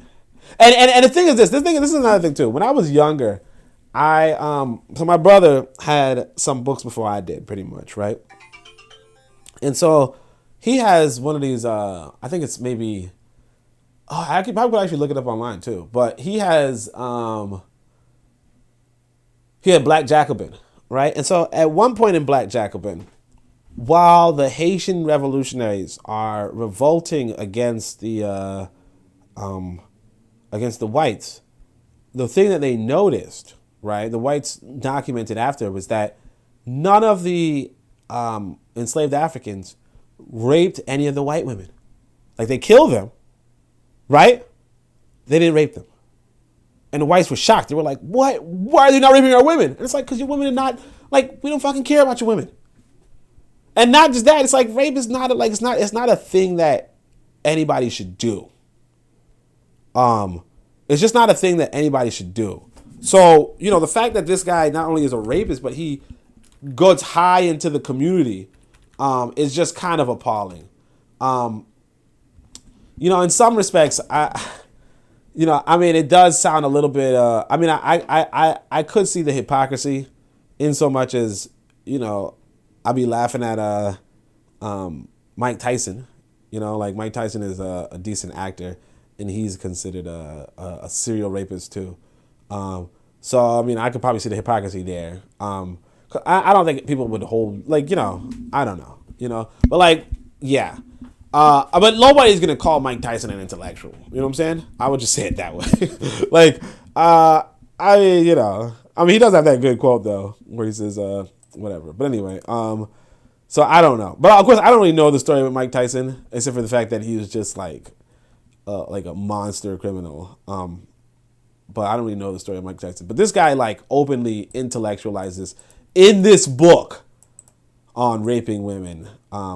So, like, yeah, like, that's a piece of shit. I don't know what Huey Newton was thinking, but that's a piece of shit. So anyway, so the role of the mother country radical, and he does have a role, is to first choose his friend and his enemy, and after doing this, which it seems he's already done, then to not only articulate his desire to regain his moral standard and align himself with humanity, but also to put it into practice by attacking the protectors of the institutions. Okay, sure. All right, so you have spoken a lot about dealing with the protectors of the system and the armed forces. But let's elaborate on why you place so much emphasis on this. He says, well, look, the reason I feel very strongly about the dealing with the protectors of the system is simply because without their protection from the army, the police, and the military, the institutions could not go in on their racism and exploitation. So look, what he's saying is right, and that's why these white people don't give up on it. Like if exploitation and racism are benefiting white folk, and the only thing protecting it are their armies, their police, and their military, then why are you asking them to get rid of their armies, police, and their military? Why are you saying defund the police? If they understand that they will no longer hold control and their country will go into a deep decline and spiral, why would they give up that? And the thing is this, like if America collapses or falls down, it's not going to be you African Americans without any organization or any sort of whatever who take over. It's going to be like China and Russia and England and France and so on and so forth. China can already say, hey, look, we own those buildings over there. And they're going to move in, and they're going to get the technology that America has, because America has a lot of technology. They're going to come in and split the riches. And like, I don't even know what you could possibly think is going to happen. I don't know. I mean, if you collapse America by winning a military conflict, are you ready to win another military conflict against Russia and China? Right? Like what? Or if America just collapses because it voluntarily destroys its own military, then obviously Russia and China are going to move in. I mean, just think about how many nuclear weapons America has. That's like a whole stockpile. What is it going to do with those things? Just give them to you? Yeah, okay. Sure, Jan. You know? For instance, as the Vietnamese are driving the American imperialist troops out of Vietnam, it ironically stops the racist imperialist institutions of America from oppressing that particular country. And it's true. The country cannot implement its racist programs without the guns. And the guns are the military and the police. If the military were disarmed in Vietnam, then the Vietnamese would be victorious. Duh. Okay. We're in the same situation here in America. When we attack the system, the first thing the administrators do is to send out their strong-armed men. If it's a rent strike because of the indecent housing we have, they will send out the police to throw the furniture out of the window. They don't come themselves, they send their protectors. So to deal with the corrupt exploiters, you are going to have to deal with his protector, which is the police who take orders from him. This is a must. And that's what it's saying. Yeah, this is, and then, you know, what's interesting is that Plato outlines this in the Republic. You know, there's 3 stages, the 3 aspects of the country, and he says, damn, I don't remember the names are, except for the auxiliary. But this is the auxiliary, the police are the auxiliary. But there's like other stuff. All right, so anyway, so movement. Would you like to be more specific on the conditions which must exist with an alliance or coalition can be formed with predominantly white groups? Would you comment specifically on your alliance with the California Peace and Freedom Party? Now, this person is actually pretty obsessed with these white folk. But anyway, we have an alliance with the Peace and Freedom Party. The Peace and Freedom Party has supported our program in full, and this is the criterion for a coalition with the Black Revolutionary Group. If they have not supported our program in full, then we would not have seen any reason to make an alliance with them, because we are the reality of the oppression. But they are not. They are only oppressed in an abstract way. We are oppressed in the real way. We are the real slaves. Okay, you know, not just descendants of slaves, we're the real slaves. But here's the thing I want to say, though. You see how he says reality versus abstract. Like real versus abstract. That's another one of those reality versus imagination things, right? They imagine oppression. We are really oppressed. In fact, we are the slaves. But anyway. So it's a problem that we suffer from more than anyone else, and it's our problem of liberation. Therefore, we should decide what measures and what tools and what programs to use to become liberated. Many of the young white revolutionaries realize this, and I see no reason not to have a coalition with them. So just from context clues, it seems like this is a white political party, and he's helping this white political party against the black people who are running. And look, I get why he would do that. Again, as he says, this white political party is claiming to be fully allied with his political party. And again, I think that it's really important for us to get into the political party notion. You know, obviously, we personally wouldn't have a white political party or white people in a black political party, but it's very important for us to ally across a political party basis. And that's the trouble with us realistically as the quote unquote Pan-African Nationalists, is that we don't have, let's say, a Garvey party, right, anywhere. and not just a Garvey party, but let's say if we were to have refined Garveyism in some sort of capacity, we don't have that. You know, so I can't look at South Africa and say, oh yeah, that's my political party. Like I love, no homo. I love Malema, the EFC. Oh, sorry, the EFF. EFF, yeah, EFF. And I actually like BLF as well. Black Liberation Front. But I can't say that they're Garveyites. Tanzania has its political party. I can't say they're Garveyites.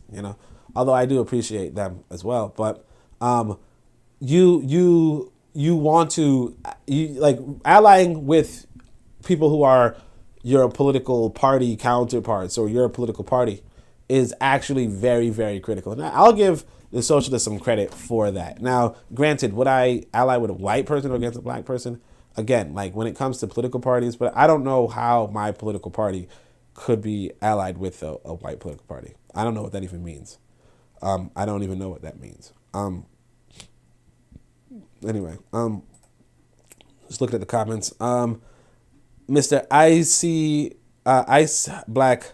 IC3 Black is here. So greetings to that brother. Good brother in the UK. All right. Movement says other black groups seem to feel that from past experience, it is impossible for them to work with whites and impossible for them to form alliances. What do you see the reasons for this? And do you think that the history of Black Panther Party makes this less of a problem? So he's going to go into SNCC and liberals. So even though this white boy or this trans person, probably not white, I don't know. But even though this trans person has a bunch of typos and stuff, they do give subtitles, which is kind of a little good, right? So he says, look, Huey, there was somewhat of an unhealthy relationship in the past with the white liberals supporting the black people who were trying to gain their freedom. I think that a good example of this would be the relationship that SNCC had with its white liberals. I call them white liberals because they differ strictly from the white radicals. The relationship was that the whites controlled SNCC for a very long time, from the very start of SNCC until here recently, whites were the minds of SNCC. They controlled the program of SNCC with money, and they control the ideology of this, or the stands SNCC would take. The blacks in SNCC were completely controlled program-wise. They couldn't do any more than these white liberals wanted them to do, this, which wasn't very much. So the white liberals were not working for self-determination for the black community. They were interested in a few concessions from the power structure. They undermined SNCC's program. I also want to just back up to this. I'm not going to say this is the complete white liberation army, but this is an embarrassing type of picture, unless you're having a group photo op or for Halloween or some shit. If you want to show that you have power and soldiers, unless this is the leadership, you want to have a big ass group of people. You get what I'm saying? That's what marches are really for. Marches are for showing that you have a big ass group of people who will march on other people. It's a way to threaten groups. Say, hey, look, we have a lot of people. In fact, somebody made a joke about they made a joke about the Americans and the French and how the Americans said, because the French always have this long, big ass protests, right? They're saying, the Americans are saying, hey, watch what you say about China, because don't forget that your protesters could get armed really quickly. You know what I'm saying? As to say that America would be like, we'll give them motherfucking arms, right? And it probably will. So, it is what it is. America's a fucking dirtbag, which is why I'm yeah, man, the only thing I regret about America being bombed are losing these books. You know what I'm saying? I mean, obviously, I don't want to lose my life either, but this is really the books that, at this point, it's shit, just let the books survive, Oh, not the books survive, but just it is what it is. Stokely Carmichael came along and realizing this, so Stokely Carmichael being Kwame Ture. Kwame Ture came along and realizing this started to follow Malcolm X's program of Black Power. This frightened many of the white liberals who were supporting SNCC. Whites were afraid when Stokely came along with Black Power and said that black people have a mind of their own and that SNCC would be an all-black organization and that SNCC would seek self-determination for the black community. The white liberals withdrew their support, leaving the organization financially bankrupt. The blacks who were in the organization, Stokely and H. Rap Brown, were left very angry with the white liberals who had been aiding them under the disguise of being sincere. They weren't sincere. Now, again, people have to realize, somebody's operating in reality. You know, reality is that you can get like if you're in a country, you can get a few concessions from the people in power. That's what happens. Now, if you're trying to destroy the country that they built for 300 fucking years, like, okay, they're probably not going to help you out. And they're probably going to fight against you. Because a lot of people do not want a destroyed country. If you want to see a destroyed country, look at, no disrespect to Haiti, obviously, but look at Haiti, right? Haiti had a president maybe 2 years ago, 3 years ago, and it was not that good, right? It's worse now. Okay? It wasn't, like, Haiti wasn't really something to write home about per se. It is worse now. It is bad. A lot of people do not want to live in those sort of conditions. And so if you're asking them, hey, what if I were to set up a conditions for you to live in like Haiti, right? They're kind of like, no, I will fight you for that. You know, I will not fund you in that kind of thing. And I can't fault people for that. You know, obviously, I think we should, as African people, try to build up and develop Haiti, among other countries, black countries and countries in Africa. But like, we have to be realistic too, you know? Like you don't want to get rid of the state and not have damn, okay, I'm not sick. All right, you don't want to get rid of the state and then not have an apparatus for that, right? I should go drink some water, so I'll probably put a commercial on right quick. But hold on a second. So the result was that the leadership of SNCC turned away from the white liberal, which was very good. The result was the leadership of SNCC turned away from the white liberal, which was very good. I don't think they distinguished between the white liberal and the white revolutionary, because the white revolutionary is white also, and they are very much afraid to have any contact whatsoever with white people, even to the point of denying that the white revolutionaries could give support by supporting the program of SNCC in the mother country, not by making any programs, not by being a member of the organization, but simply by resisting. Just as the Vietnamese people realize that they are supported whenever other oppressed people throughout the world resist, because it helps divide the troops. It drains the country militarily and economically. If the mother country radicals are sincere, then this will definitely add to the attack that we are making on the power structure. The Black Panther Party program is a program that we recognize that the revolution in the mother country will definitely aid us in our freedom and has everything to do with our struggle. Okay, so I don't know what the mother country is at this point. I don't know what that means. I really don't know what he's talking about. I thought it was Russia. Now I don't know what he's talking about. But yeah. I mean, look, again, this is like over imagination kind of thing. Like, oh, Vietnamese, you know, the world, like, but you know, the world does get divided. So it's not like it's out of thin air, but it is what it is. Look, I'm gonna get some water. So I'm gonna put this commercial on. I actually just published this the other day. So you guys check this out. And I'll be right back after this. I want you to listen to me very carefully. There are a few rules in this world, and one of them is this. You will never get ahead of a people whose children are ahead of yours. Okay? You will never get ahead of a people whose children are ahead of yours. I want you to see this short 10-second clip from an American cartoon.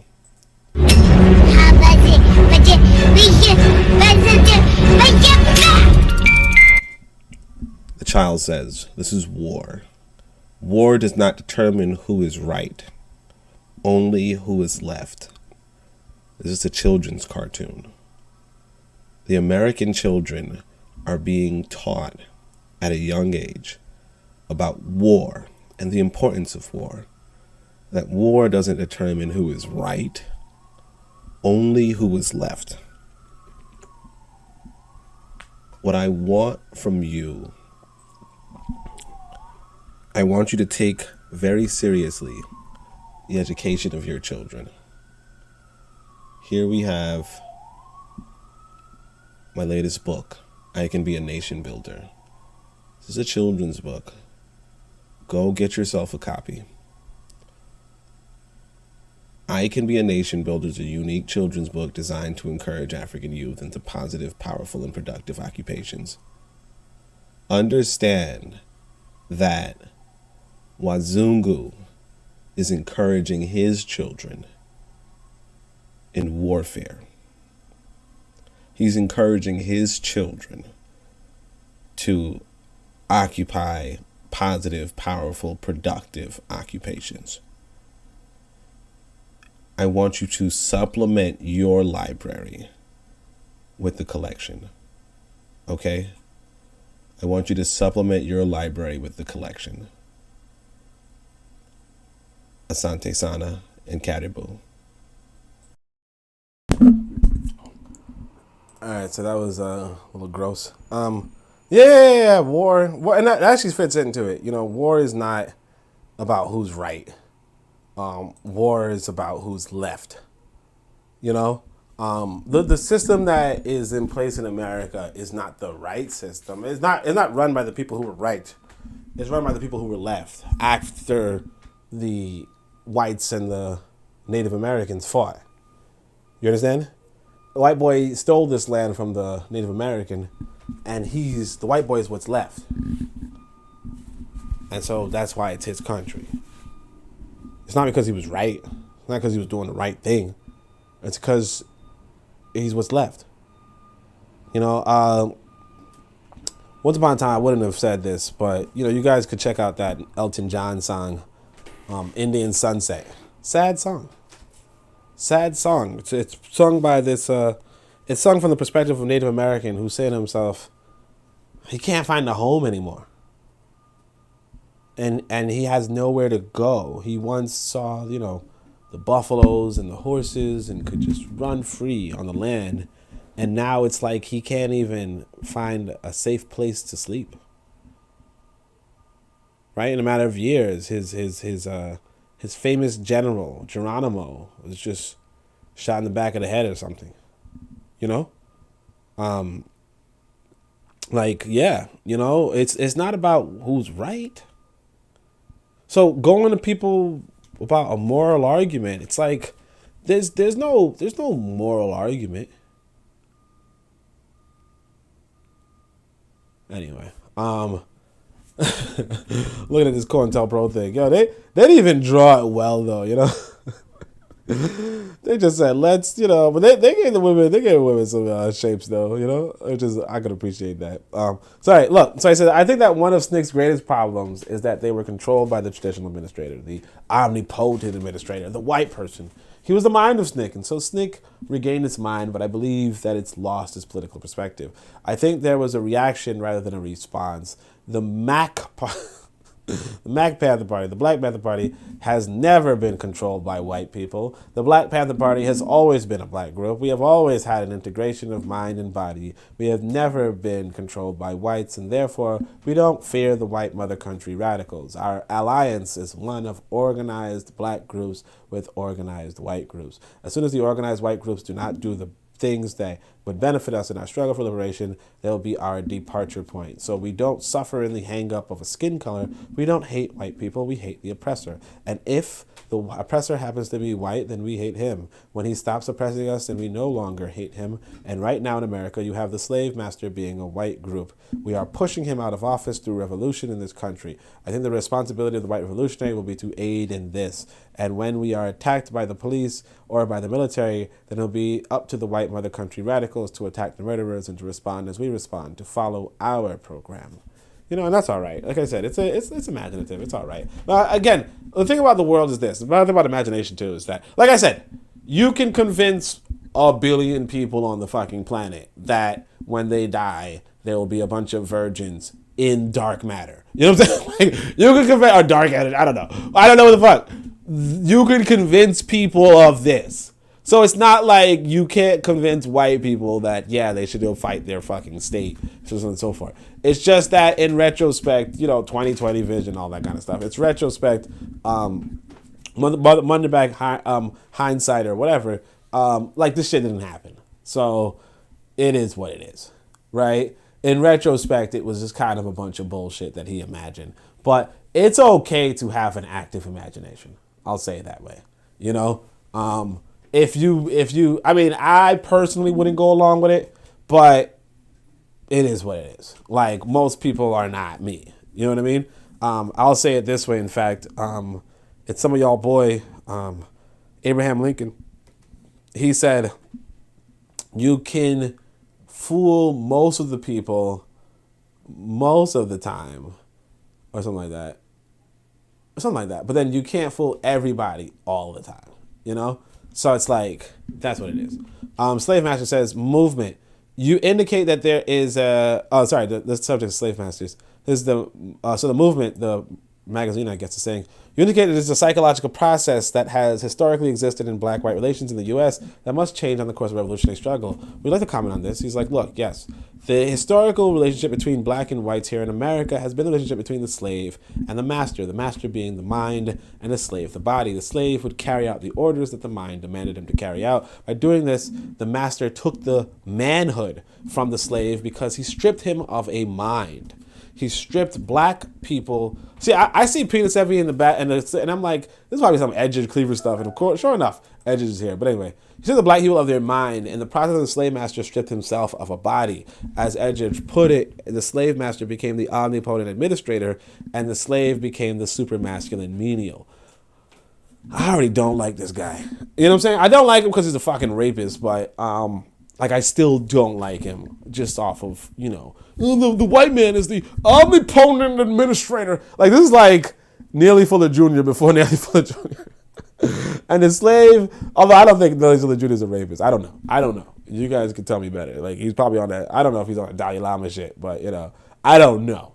I don't know the man like that. What I could say is, like, this shit is, omnipotent administrator, and the black man is a super masculine menial. Anyway, this puts the omnipotent administrator into the controlling position or the front office, and the super masculine menial into the field. The whole relationship developed so that the omnipotent administrator and the super masculine menial became opposites. The slaves became a very strong body, doing all the practical things, all the work becomes very masculine. The omnipotent administrator, in the process of removing himself from all the body functions, realizes later that he has emasculated himself. This is very disturbing to him. So his slave lost his mind, and the slave master his body. Now again, this is just completely imaginary. You know, another alternative imaginary, if you will, but realistic view of slavery is this. People don't like working. And if you can get somebody else to work for you, why not? You know what I mean? Now, they built a system that tortured our ancestors, so that's why we don't like it. But as, like, for instance, like I tell you guys, I'm trying to translate a bunch of Swahili words, right? I don't want to do the shit myself. And I even ask the people, I say, hey, how much can I pay you to do it? And some people are like, hey, you could pay me. Well, one person told me I could pay them freaking a lot of money. And I was like, yeah, no thanks. But, like, that's how the world is. Like, yeah, realistically, you either pay people for labor or you don't, you know? And obviously today we're like, hey, it's better to pay people for labor, but they created a system where they didn't have to pay people. And the reason why they didn't have the people, because they, as this person put it, they took the people's minds away from them. They stripped them of their minds. They took away their history. Then they tortured them for years, for not just years, for centuries. So yeah, if you create a system like that, but I mean, that's an awful system. But like, to make it into this, oh, they emasculate themselves, and like, that's not real, you know? And of course, we're gonna get the penis envy right here, which is like, again, it's not real. Forecast says, what's up? Because it just says, and encouraging our children to LGBT, working for them. Yeah. Oh my gosh, everything is LGBT these days. It's sick. It's just sick. Forecast says, how did those white revolutionaries work out for them? Even MLK knew about the white liberals. Yeah, exactly. Malcolm knew about the white liberals as well. Yeah, I mean, it's like we always think we could do it better, but it's like, if something's not broken, it's not going to get fixed. You know what I mean? If something's not broken, it's not going to get fixed. These white people have always known that they can just step in, do the little photo op, and a lot of black folk will fall for it. Like, a lot of black folk will fall for it over and over again. A little, you know, white woman tears, a white man smile. Like, these things can move black people. You know what I mean? Like, if you ever find yourself watching a movie and you're like, oh no, don't go that way, or like you really invested in these white folk, it's because we all have been socialized. We've been socialized. And I'm not saying that, people outside of the Western canon will not sympathize with white actors and so forth. I don't know. But like we've been very we've been tricked. We've been had. It's pretty obvious. But anyway, so this penis envy. So I think this is another imaginary thing that they talk about in America, but it is what it is. So this caused the slave masters to become very envious of the slave because he pictured the slave as being more of a man, being superior sexually, because the penis is part of the body. The omnipotent administrator laid down a decree when he realized that his plan to enslave the black man had a flaw. When he discovered that he had emasculated himself, he attempted to bind the penis of the slave. He attempted to show that his penis would reach further than the supermasculine menial's penis. He said, I am the omnipotent administrator, can have access to the black woman. Supermasculine menial then had a psychological attraction to the white woman, the ultimate feminine freak. Sorry, the ultra feminine freak. What is he talking about? Like, this is Edge and Cleaver. This fucking guy is a fucking rapist. I want you guys to remember, like, this guy's a fucking horrible human being, and he's writing this shit, and people are going along with it. And then you wonder why people don't like a lot of these quote-unquote, well, they call them, like, the black power groups. They don't like them because these people are fucking sick. What are you fucking... the ultimate feminine freak. Fucking Huey Newton, man. And I'm not even going to blame Huey Newton because I know it's Edge and Cleaver, but it's like fuck. Sorry, I'm cursing a lot. We got some respectable black women in the audience, so we shouldn't curse that much. I'm sorry. Sorry to Cassandra and Grandma used to say. You already know. May I cuss a little? All right. Maybe I should curse in patois, I don't know. All right. So I had a psychological attraction to the white woman for the simple reason that it was forbidden fruit. Okay. The omnipotent administrator decreed that this kind of contact would be punished by death. At the same time, in order to reinforce his sexual desire, to assert his manhood, he would go into the slave quarters and have sexual relations with the black woman, the self-reliant Amazon. Like, what are these weird codes he has for people? The mother country, the self-reliant Amazon, the ultimate feminine freak, the hyper-masculine. Like you sound like a fucking nerd. But anyway, and like I was just watching like a video game stream. Come on. All right, not to be satisfied, but simply to confirm his manhood. And again, this is not the reality is that because there were extra costs to getting a higher population, they started breeding black people, and they started breeding enslaved Africans or enslaved people more so by having children with them, and then enslaving those children too. It's a sad thing that happened, especially like when it comes to the breeding system or chattel slavery as practiced in America. America did not have the most brutal one, but I think, I'm not 100% sure, but I think America really had the breeding thing going on. That's not to say that there weren't a large amount of mixed people in other Caribbean places or in the Arab world. There definitely was. But again, like the way how the Americans did the chattel slavery and they like started having like breeding farms and stuff, awful. Like just awful, inhumane, like really reduced African people to the station of animals. Like really horrible. So they might have worked, like I think that the mortality rate was much lower in Jamaica, like where people were living for like 3 years after doing a lot of work, like working themselves to death. That sucks. Or not being worked to death. That sucks. But the breeding thing is also really awful. And like to make it this weird, oh, well, they're just trying to they're trying to assert their manhood. Like what is fucking wrong with you? And this is a rapist saying this too. Like it's a rapist who's trying to rationalize the rape of black women. Like it's so fucking awful. Like, oh, sorry I'm cursing, but it's like you sometimes have to express your disgust. And like cursing is kind of one of those ways. But anyway, so because if he can only have the self-reliant Amazon, then he would be sure that he was a man. Like, what are you fucking like, shut up. All right, because I'm sorry. This is an ancestor, I guess. But like, oh my gosh. Well, I wouldn't call Edge Cleaver an ancestor, but we're reading Huey Newton, so it is what it is. But again, remember, Huey Newton is just a young man who read a really bad book. But anyway, because he doesn't, from a criminal, right? Because he doesn't have a body, he doesn't have a penis. What? This is I'm talking about imagination. Like you go from, well, he's the mind, and therefore he doesn't even have a body. No, the white guy has a body. He does have a penis. Shut the fuck up. Like this is stupid. This is just stupid. But all right, because he doesn't have a body, he doesn't have a penis. He psychologically wants to castrate the black man. The slave was constantly seeking unity with himself, a mind and a body.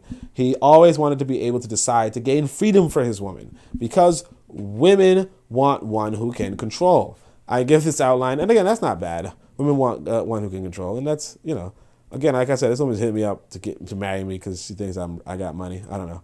I give this outline to fit into a framework of what is happening now. The white power structure today in America defines itself as the mind. They want to control the world. They go off and plunder the world. They are the policemen of the world, exercising control over people of color. Now, again, the people who are standing up to them right now is China. China. You don't have to go into this, well, white supremacy. Shut the fuck up. It's power. It's nationalism. But anyway, it says recapture the mind, right? And that's why they have this meme. It makes a little more sense. The white man cannot gain his manhood, shut the fuck up. Like, just shut the fuck up. Just shut up. I'll tell you, oh my gosh, man, I'll tell you, man, woo! This is why I kind of want to invite a black socialist onto my program. But I might get rude. Like, if Huey Newton, he's another young man. He's probably around my age at this point. I don't know. But if this motherfucker, I mean, but I give him props for organizing a big organization, right? I give him props for that. But like, yeah, man, I'd probably tell him shut the fuck up. But again, like I said, the battles really depend on where you battle. I'm probably not gonna tell him that in the Black Panther meeting. Well, you come to my show, yeah, I'll probably tell him shut the fuck up. You know what I'm saying? As a matter of fact, that's what I shouldn't compare myself to a white boy, but that's what that white boy did. There's this white boy back in the day who used to debate black nationalists and black scholars and stuff. And yeah, he would do it on their show. I'm in his show. You know what I'm saying? Like, if you on my turf, I don't give a fuck. What you gonna do? But anyway, so the white man cannot gain his manhood, cannot unite with the body because the body is black. I gotta stop telling you shut up. I just can't. Like, I have to sit down. I've been standing up all this fucking time. No, I'll stand up again. But anyway, so the white man cannot gain his manhood, cannot unite with the body because the body is black. The body is symbolic of slavery and strength. I don't know what he's talking about. It's a biological thing as he views it. The slave is in a much better position because he, being a full man, has always been viewed psychologically. I don't know what that means. And it's always easier to make a psychological transition than a biological one. What is he talking about? All right, whatever. I'll just try to read through it. If he can only recapture his mind, recapture his balls, then he will lose all fear and he'll be free to determine his destiny. This is what is happening at this time with the rebellion of the world's oppressed people against the controller. They are regaining their mind, and they're saying that we have a mind of our own. They're saying that we want freedom to determine the destiny of our people, thereby uniting the mind with their bodies. They are taking the mind back from the omnipotent administrator, the controller, the exploiter. Again, very, very overly imaginative. Crazy, in fact, right? Crazy. And I like, all right, so Chairman Mao, I don't know why, but I sometimes skip ahead in my eyes. Chairman Mao, I actually don't mind, like, I like Mao and Stalin, and I like China and Russia. I do. I'm not going to hold you guys. Now, I'm not, like, obviously I like Africa more, right? And I like Nyerere more, but I like these guys. As far as Eurasians are concerned, I like these guys. Kind of like what Garvey said. He was like, Lenin was all right. You know what I'm saying? like Lenin was all right. And it's like, you look back, like Lenin was all right.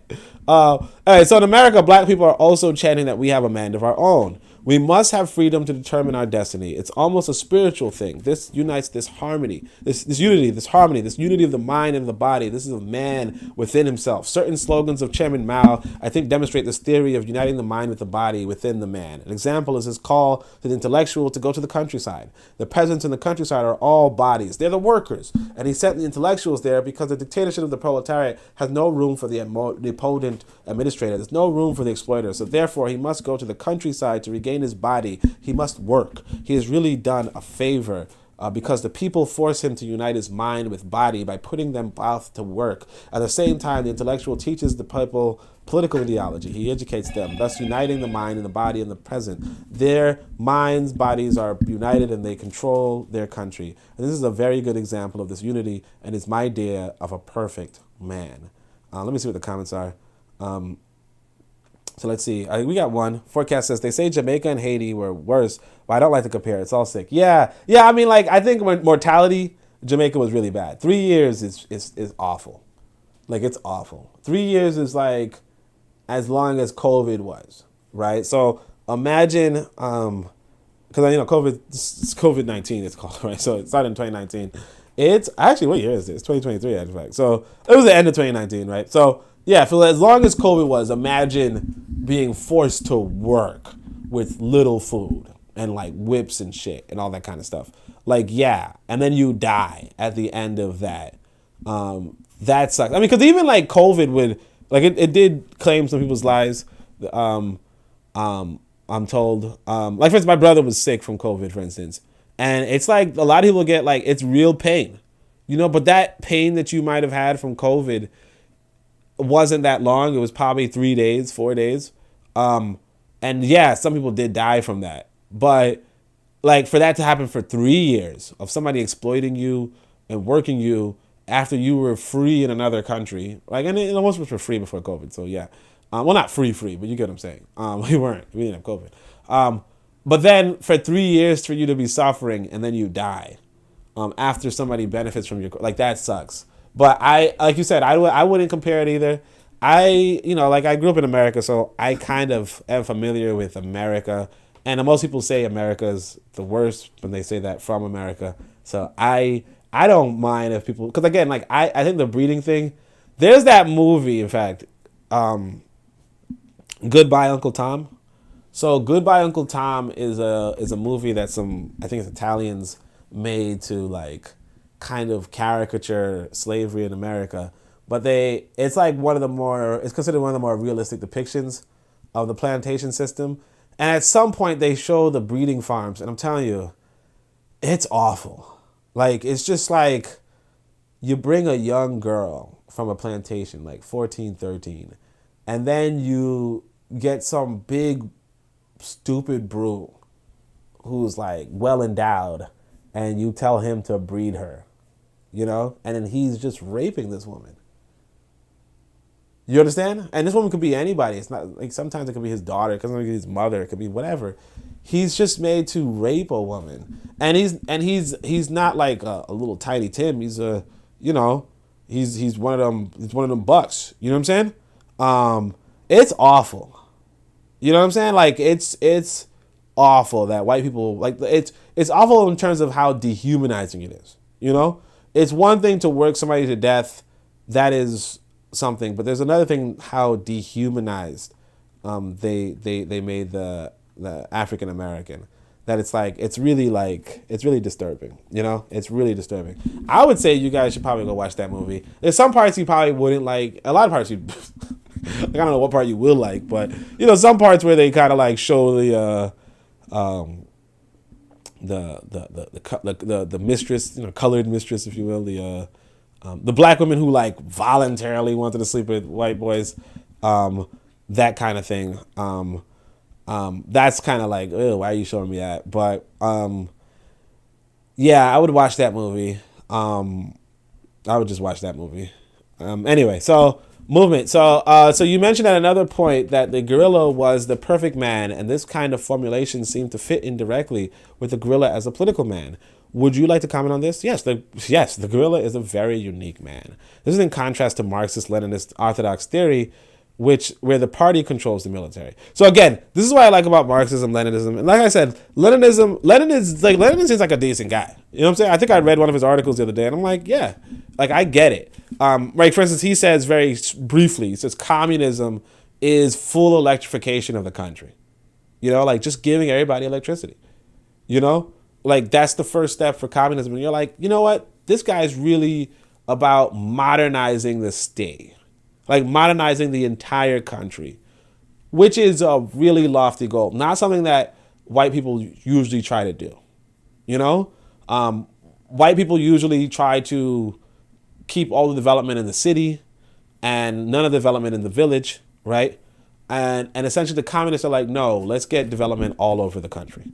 That's pretty cool. I'm not going to hold you guys. I know I'm always talking bad about socialists, but that's a pretty cool idea, right? Anyway, and the socialists also like political parties, and that's cool, you know? I'm not going to hold you guys. So this is the contrast. So he's like, look, Marx-Leninist theories are that the party should control the military. And what Huey Newton saying is like, no, the guerrilla. So I'll let him say. So the guerrilla is only the warrior, the military fighter. He's also the military commander. So, all right, so the grammar should have been, the guerrilla is not only the warrior, the military fighter, he's also the military commander as well as the political theoretician. Debray says, pour the pen without the guns, pour the gun without the pen. Okay, so pour the pen without the guns. Yeah, that makes sense, right? So if you don't have guns, like your pen is poor, right? And if you don't have a pen, like your gun is poor, right? I like that. That's cool. So he says, the pen being just an extension of the mind, a tool to write down concepts and ideas, the gun is only an extension of the body, the extension of our fanged teeth that we lost through evolution. It is the weapon, it's the claw that we lost, it's the body. The guerrilla is the military commander and the political theoretician all in one. So I don't know if this is still the quote. I think the quote ended here. So I think this is what Huey Newton is saying. And yeah, it's decent. It's okay. What I do want to say is that you do want to centralize your fighting force. And guerrillas are not decentralized completely. They're actually not the commanders. So I don't know where he got this idea from. One of the best books, so I wanted to write an Art of War type book, but then I realized Kwame Nkrumah wrote a really good book. So the Handbook on Revolutionary Warfare, read that. If you want other military-minded books, I did put that Vietnamese one on my Discord and all that kind of stuff. So just hit me up or just tell me you want the link. And like, if you tell me you want the link now for whatever books that you're interested in, maybe I could put them in the chat right now. But other than that, you can always just hit me up, whatever. You could even message me on Twitter. You guys know my at Onitaset and all that kind of stuff. So check it out. But yeah, the guerrilla is the military commander and the political theoretician all in one. So yeah, the guerrilla, that's not true. You know, I'm not saying that guerrillas do not fight independently, but you have to have some sort of order, some sort of discipline, because, again, if you're an undercover fighter, how do you know who to fight? You understand? You have to have some sort of, you have to have something. You know what I'm saying? And the thing is that you have to constantly be changing, because otherwise the whites will just blend in with you. You know what I'm saying? It's really not too complicated. But anyway, in Bolivia, Che said that he got very little help from the Communist Party there. The Communist Party wanted to be the mind. The Communist Party wanted to have full control of the guerrilla activity. But yet we're taking part in the practical works of the guerrilla. The guerrilla, on the other hand, is not only united within himself, but he also attempts to spread this to the people by educating the villagers, giving them political perspective, pointing out things, educating them politically, and arming the people. Therefore, the guerrilla is given the peasants and workers at mind. Because they've already got the body, you get a unity of the mind and the body. Black people here in America, we have long been the workers, have regained our minds, and we now have the unity of mind and body. Okay, this is a little romantic. And again, I read that guy. I saw Angela Davis liked him. But I don't remember his name. George Jackson. I read George Jackson. So you guys check that out. Very unrealistic. Very imaginative.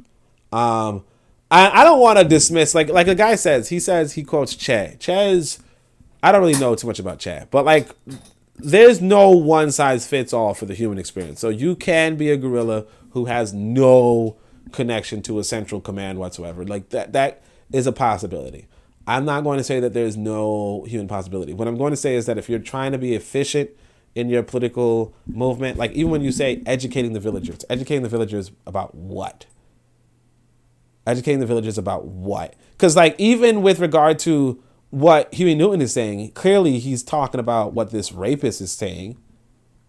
Like clearly this rapist is fundamental to his mind, his conception, because he keeps talking about the unity of mind and body, which is also a ripoff of Platonic thought patterns. So essentially he's teaching Edward Cleaver, who's teaching Plato, kind of thing. You know what I'm saying? Like it's not that they're teaching. Sorry, that their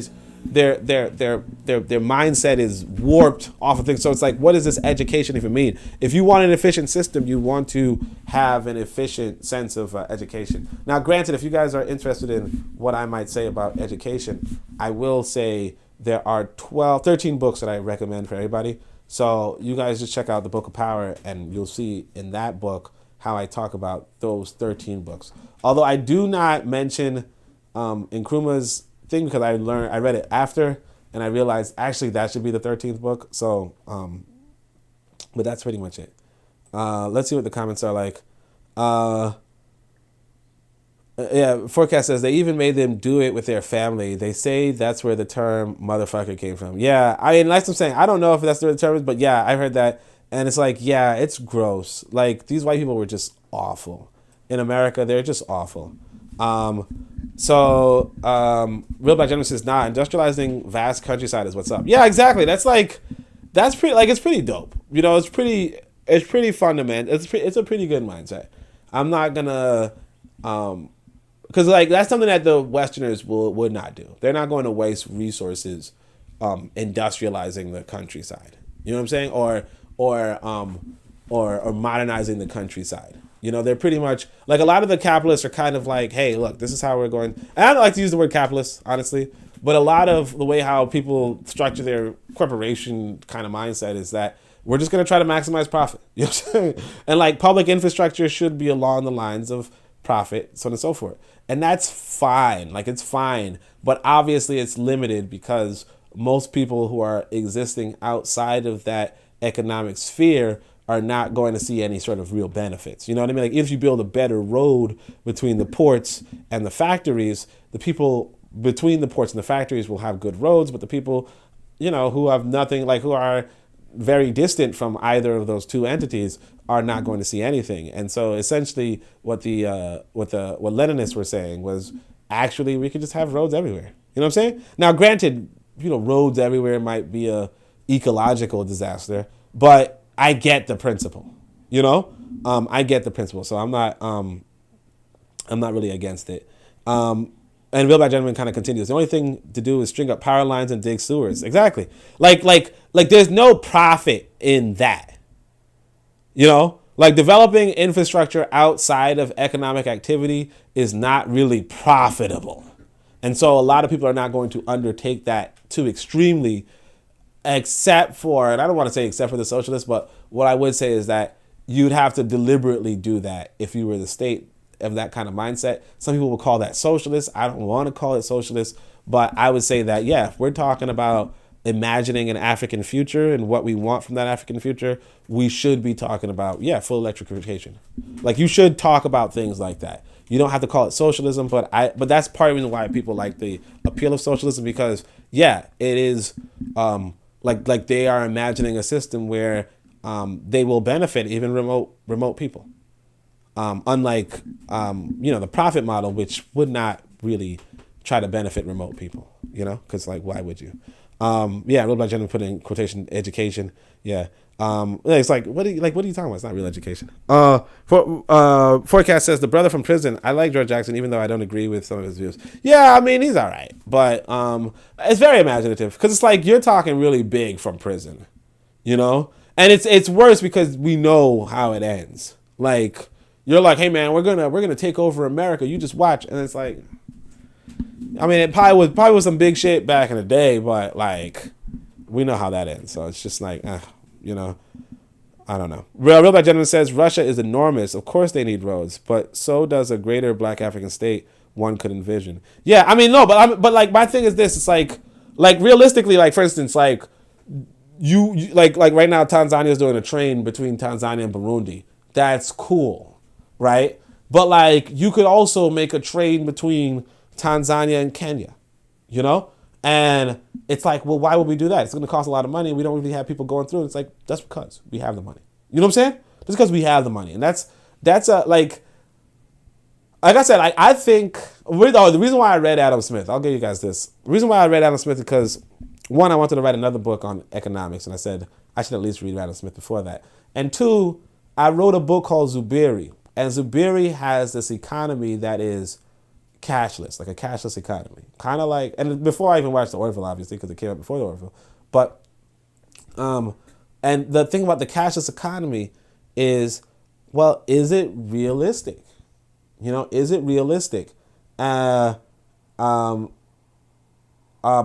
it realistic? And so I was like, let me just read about economics a little bit and see if it's realistic. And so like, it's partially and partially not. You know, it's partially realistic and partially not.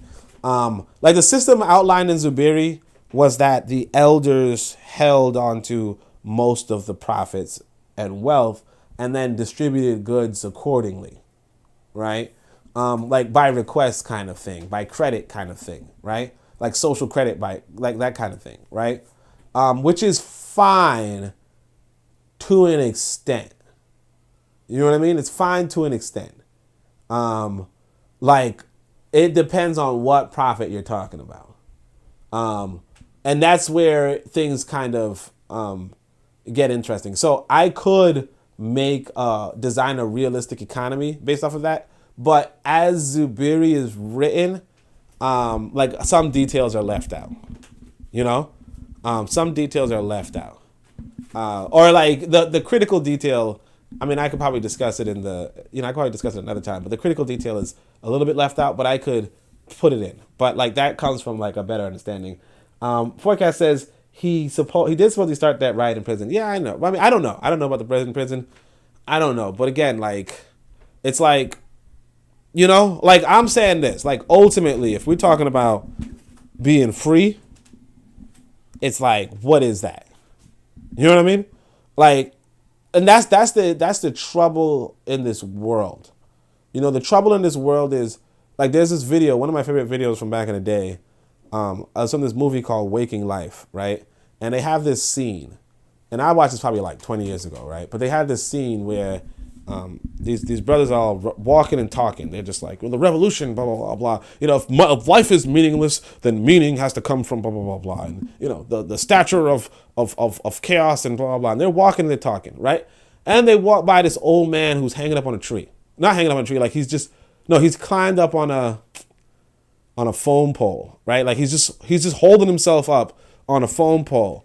And so one of them says, hey, what you doing up there, old man? And he's like, and the old man looks down, and he's about like 10 feet up. And he's like, I don't know. And they say, you need help getting down, old man? And he looks down, and he's like, I don't think so. And they're like, okay. And they walk away and say, stupid old man. And then somebody else comments, they say, well, he's no worse than us. We're all theory and no action. And he's all action and no theory, right? And then they walk away. And so I went to my college professor and I said, I don't want to be all theory and no action. What is theory with action? And he said, that's called praxis. And I was like, oh, okay. You know, I'm like, okay. Right. But like, yeah, I mean, like, yeah, you could have like George Jackson, like you said, he had the theory and he had the action, but it's just like what was that action? You know, like if you're trying to take over the state, like, are you going to do that from the prison? Like, is that like what was going to happen there? Were you going to break out of prison and then like what was going to happen? I don't know. I don't know about this action you're talking about. I remember like a shootout somewhere. Like I know he was about it violently. I like that. But as far as if you were going to take over states and like if you were going to destroy the American system, I don't think he was on the path toward that. I don't think he was. I could be wrong, but I don't think he was. Anyway, I think we're almost close to the end, right? So let's try to wrap this up. Movement. Would you be willing to extend this formula in terms of white radicals to say that one of their struggles today is to get back their bodies? And so he says, yes, I thought I made that clear. The white mother country radical, by becoming an activist, is attempting to regain his body. By being an activist and not the traditional theoretician who outlines the plans, as the Communist Party has been trying to do for ever so long. And I don't know why he's even saying that, because the Communist Party, the Leninists, really did take over Russia. Like, they really was about it. They even, and that's the weird thing, there's like this, I kind of wanted to show my Twitter because I did comment on this, but there was like this image of the socialists shooting the anarchists in the head and arresting them, the white anarchists in Russia. Like the Soviets, like the Russian socialists were killing the anarchists in Russia. And then this black socialist in America was like, ew, you guys don't talk about Grenada enough. And it's like, shut the fuck up. Let them celebrate their military victories. What the fuck? But anyway, so he says, by being an activist and not the traditional theoretician who outlines the plan, as the Communist Party has been trying to do for so long.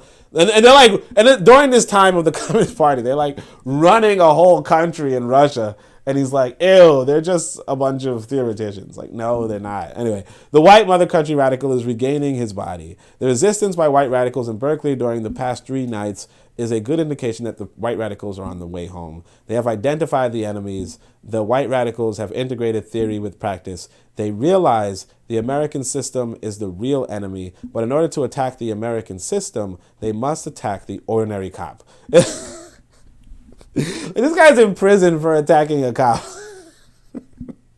No, I mean like he's in prison for attacking a cop. Like, oh, he went to prison for it. Like, he's literally being interviewed in a prison for attacking a cop. And everybody's like, free Huey, he's innocent. He didn't attack a cop. And then people are talking to him, and they're not even asking him about it. And he's like, yo, we need to attack these cops.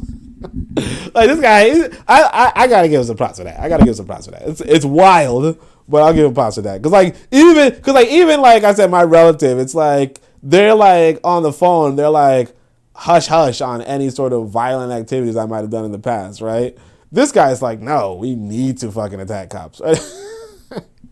He's wild. That's wild. All right. But in order to attack the American system, they must attack the ordinary cop. In order to attack the educational system, they must attack the ordinary teacher. Just the Vietnamese people, to attack the American system, must attack the ordinary soldier. The white mother country radicals now are regaining their bodies, and they are also recognizing that the black man has a mind, and that he is a man. So would you comment on how this psychological understanding aids in the revolutionary struggle? You can see that in statements until recently, black people who haven't been enlightened have defined the white man by calling him the man. The man is making this decision. The man this and the man that. The black woman found it difficult to respect the black man because he didn't even define himself as a man, because he didn't have a mind, because the decision maker was outside of himself. But the vanguard group, the Black Panther Party, along with all revolutionary black groups, have regained our mind and our manhood. Therefore, we no longer define the omnipotent administrator as the man. Like, how fucking crazy is this? Like, how crazy is this sentence right here?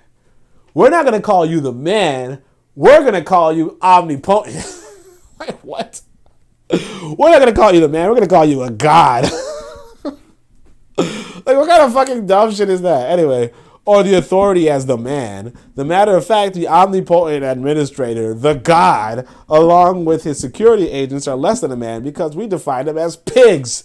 God pigs. Anyway, he didn't say that. I'm sorry, guys. But anyway, I think that this is a revolutionary thing in and of itself. That's political power. That's power itself. Matter of fact, what is power other than the ability to define phenomenon and then make it act in a desired manner? When black people start defining things and making it act in a desired manner, then we call this black power. So he's like, we call them pigs. That's political power. And it's not. Again, he's sitting in a fucking prison, but, you know, I guess that doesn't mean anything at this point. I kind of wanted to put up that image of the black socialists, but you know what? I realized, like I said, I got in trouble for showing some violence before, so maybe I should just calm down and you guys could just, like, follow the Twitter. Although the timeline's it's not the best. I'm not going to hold you, but, you know, it is what it is. Mullen says, would you comment? Like, I'm not going to fucking lie. My books are better. My books are better curated. Me, on the computer, I kind of, on Twitter, I kind of, you know, get into the crowd. Let me see. I probably should put it up, though. All right, let me think about it. So, movement, would you comment further on what you mean by black power? Black power is really people's power. The Black Panther program Panther power, as we call it, will implement this people's power. We have respect for all of humanity, and we realize that the people should rule and determine their destiny. Wipe out the controller. And the irony is that you're like in the white man's country where he is the majority. But, it's just like, what? Like, he's literally the majority here. We have respect for all of humanity. We realize that people should rule and determine their destiny. Wipe out the controller. To have black power doesn't humble or subjugate anyone to slavery or oppression.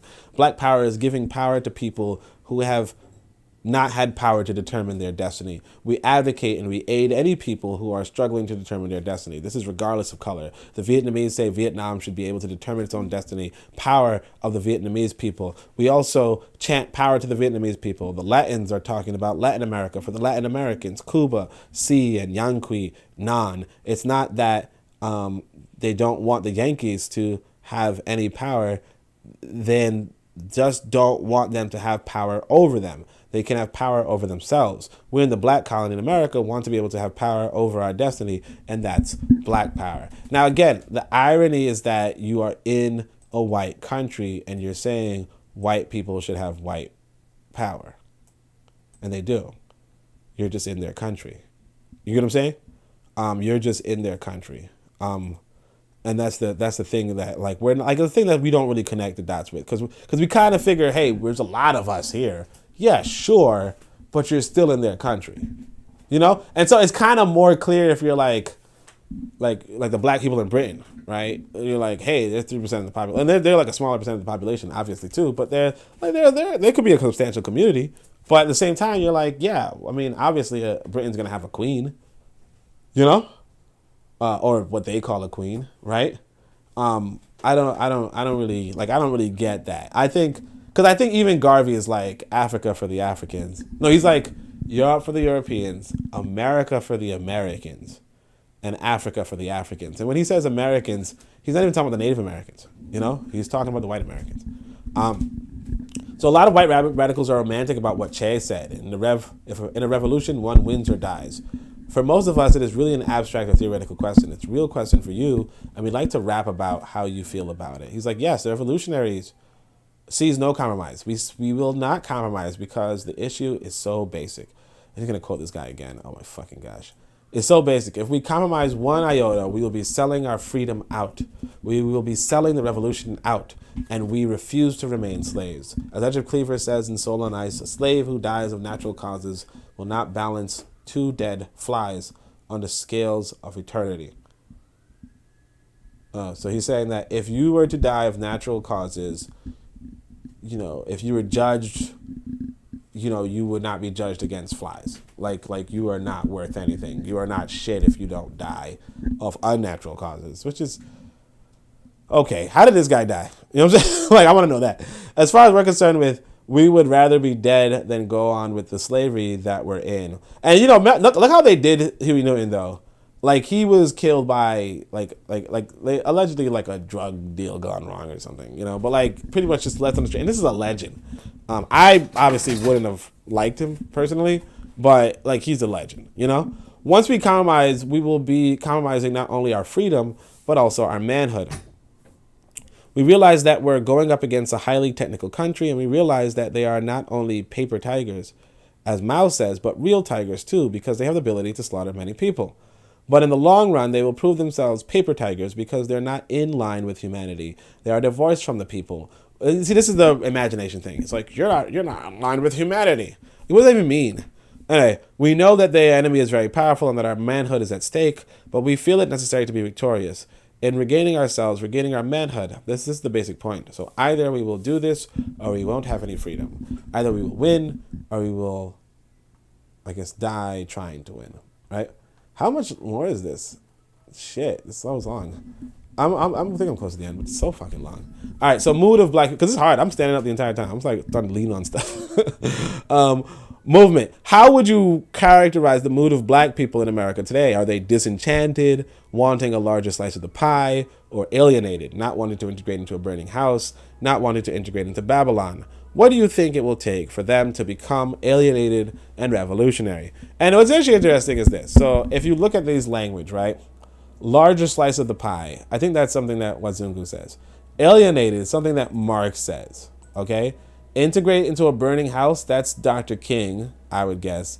Integrate into Babylon is a biblical reference, right?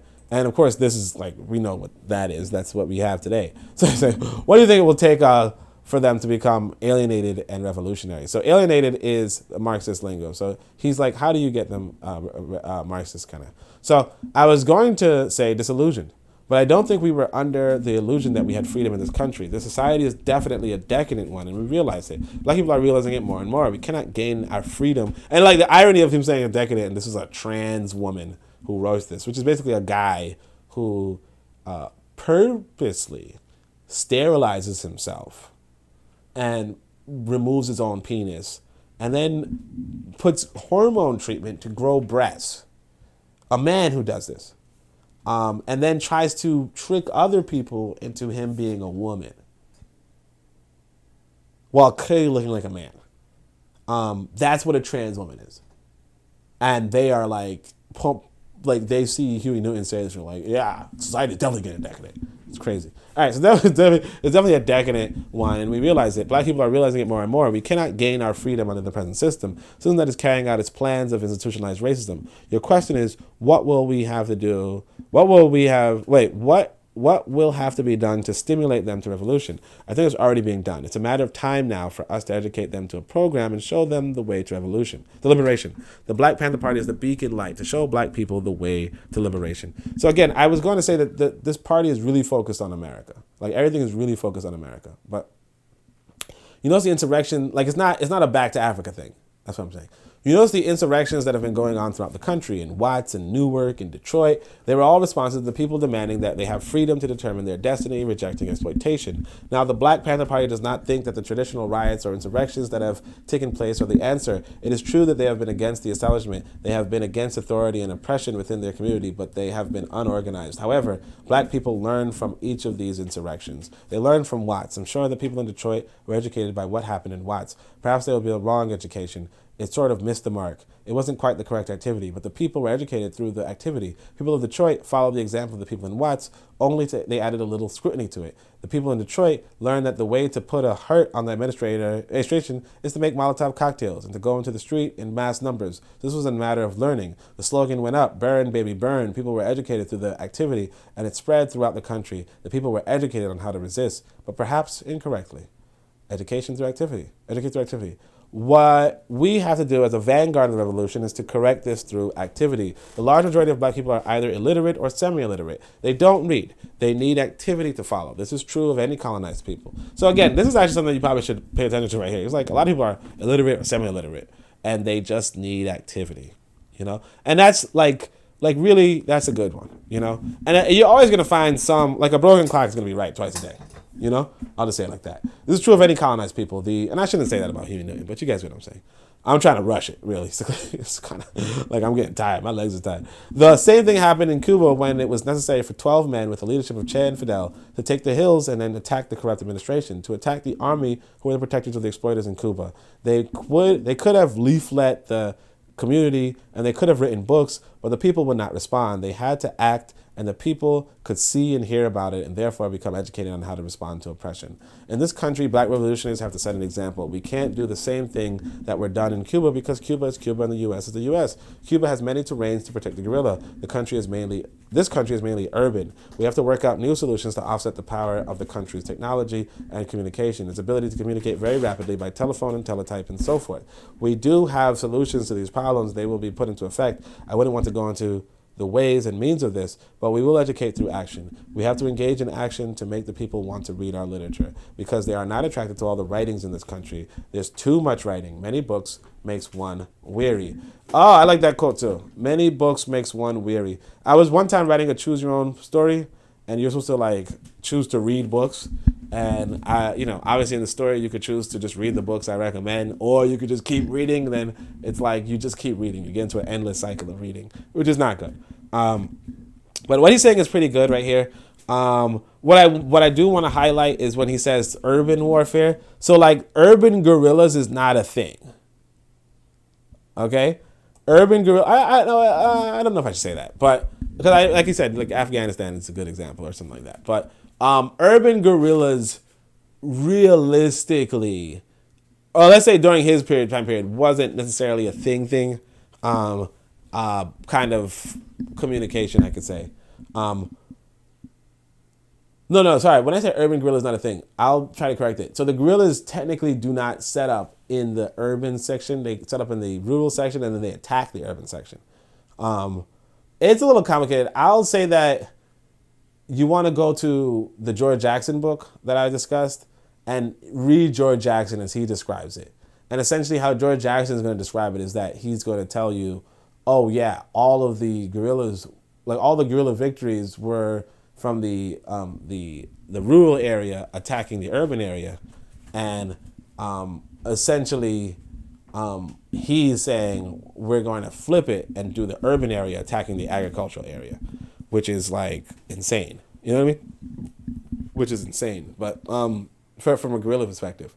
So that's another thing to comment on. Oh, the other thing is Cuba versus U.S. Like I said, like he's saying all this shit. Like, it's very obvious why America would try to lock him up, or why America would put agents in his circle to try to lock him up. You get what I'm saying? Like, if you're in a country, you're saying, hey, look, we're gonna try to do you like Che and Castro did to Cuba. Right? Like, that country is like, no, the fuck you aren't. You know what I mean? Like, it's like, no, the fuck you aren't. Like, it's just a little weird that people took freedom of speech to the extreme. And then when America replied saying, well, you can't say that shit, they're like, what? What are you limiting my rights for? And so it's like, come on. Like, come on. Anyway. Let me see what the comments are. Real Black Gentleman, RBG, says, fighting white power in America as black people hits different. Yeah, I mean, look, I like the idea. I'm just saying that I think that the Americans would respond. You know what I mean? I think they would respond. I think we should be shocked that they would like imprison somebody for this. So threats from reformers. So Kennedy, before his death, and to a lesser extent Rockefeller and Lindsay, and other establishment liberals have been talking about making reforms to give black people a greater share in the pie and thus stop any developing revolutionary movement. Would you comment on this? You know, what's really weird is that Rockefeller is considered this like a good guy.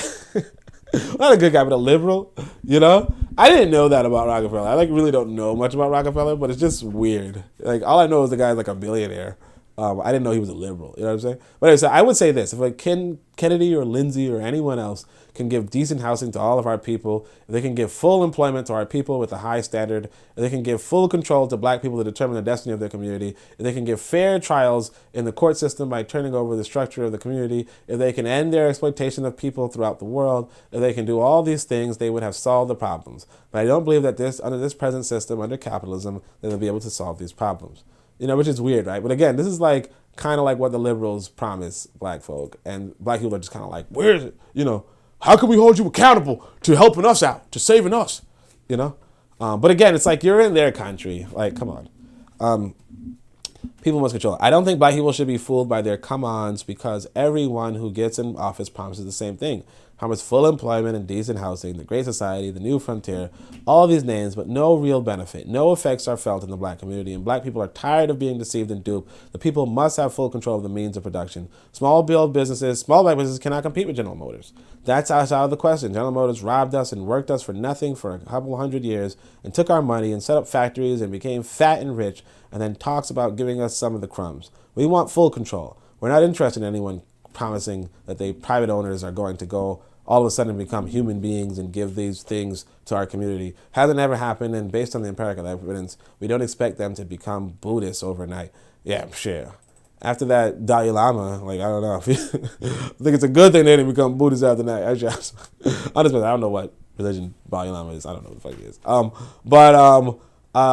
Yeah, but that's what I'm saying. This is like the weird thing. It's like you just want these white people to just hand you their industries because you work in it. It's like, yeah, okay. And it's like, okay, you're going to fight them and take over their industries.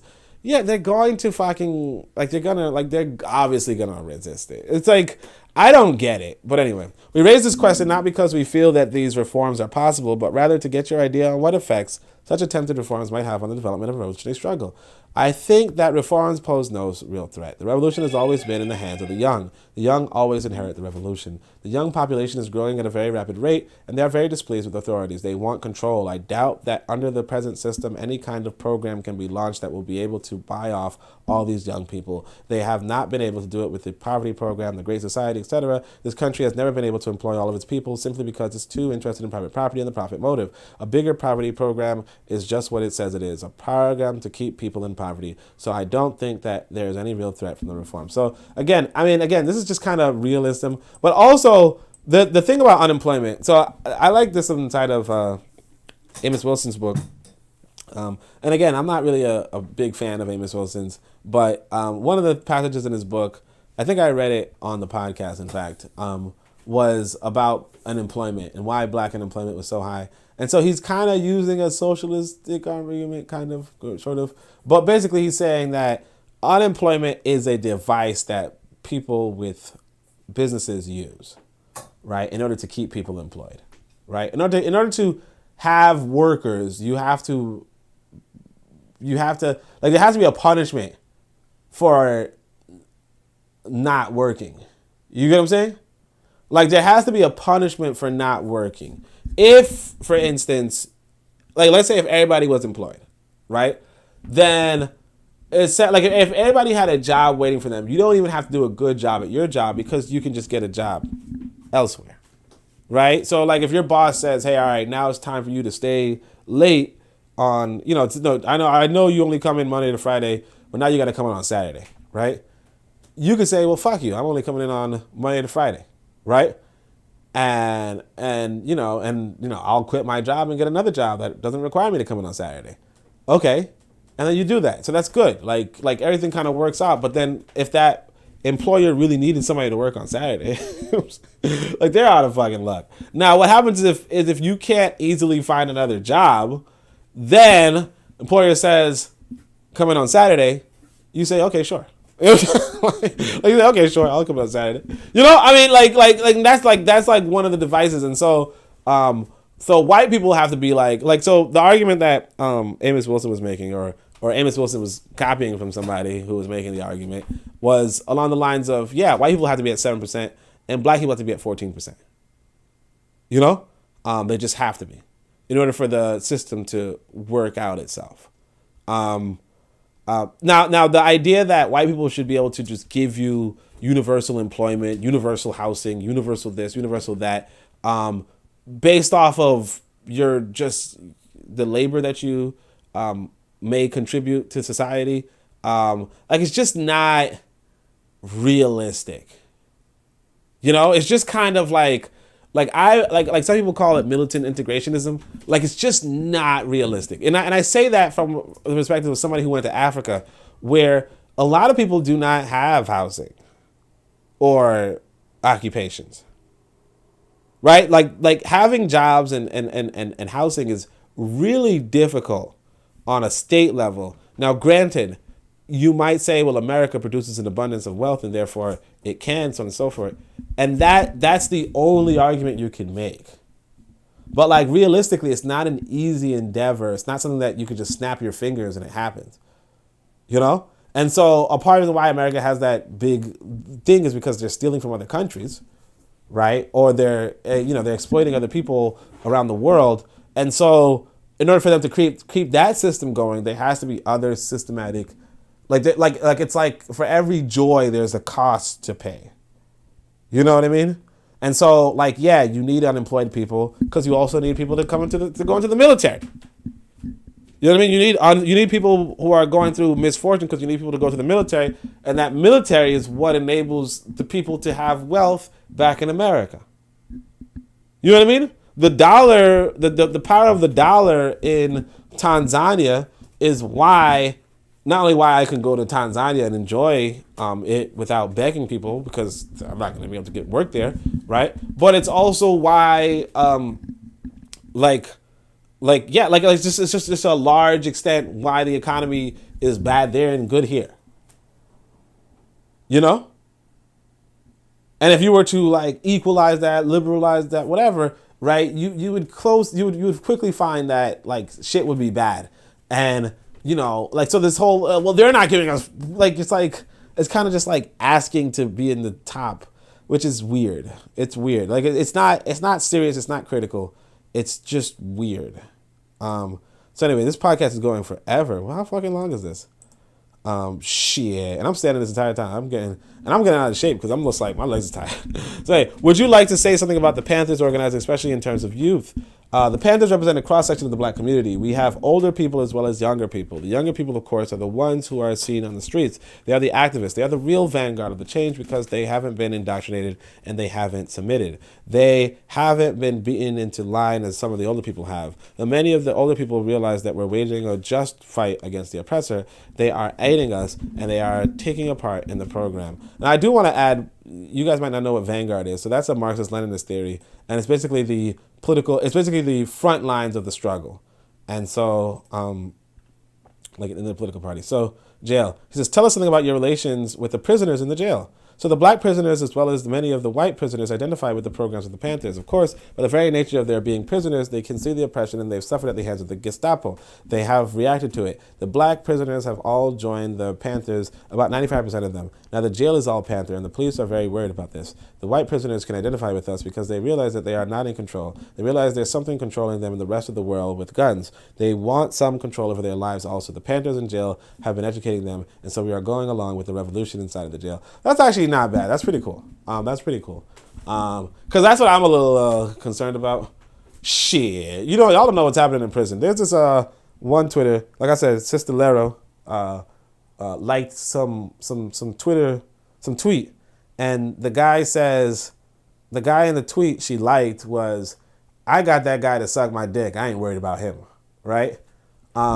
Which is weird, but but basically he's responding to a video where he's seen, or somebody's seen poking like shanking, like not shanking, but like poking a black man with a sharp stick, and then another person just slapping him in the face, right? And this is like a real slap. And of course, if you scroll through his Twitter, his timeline, he also has a video of a group of black people just beating up another black person in the prison, like just a group of them just fighting on so on and so forth.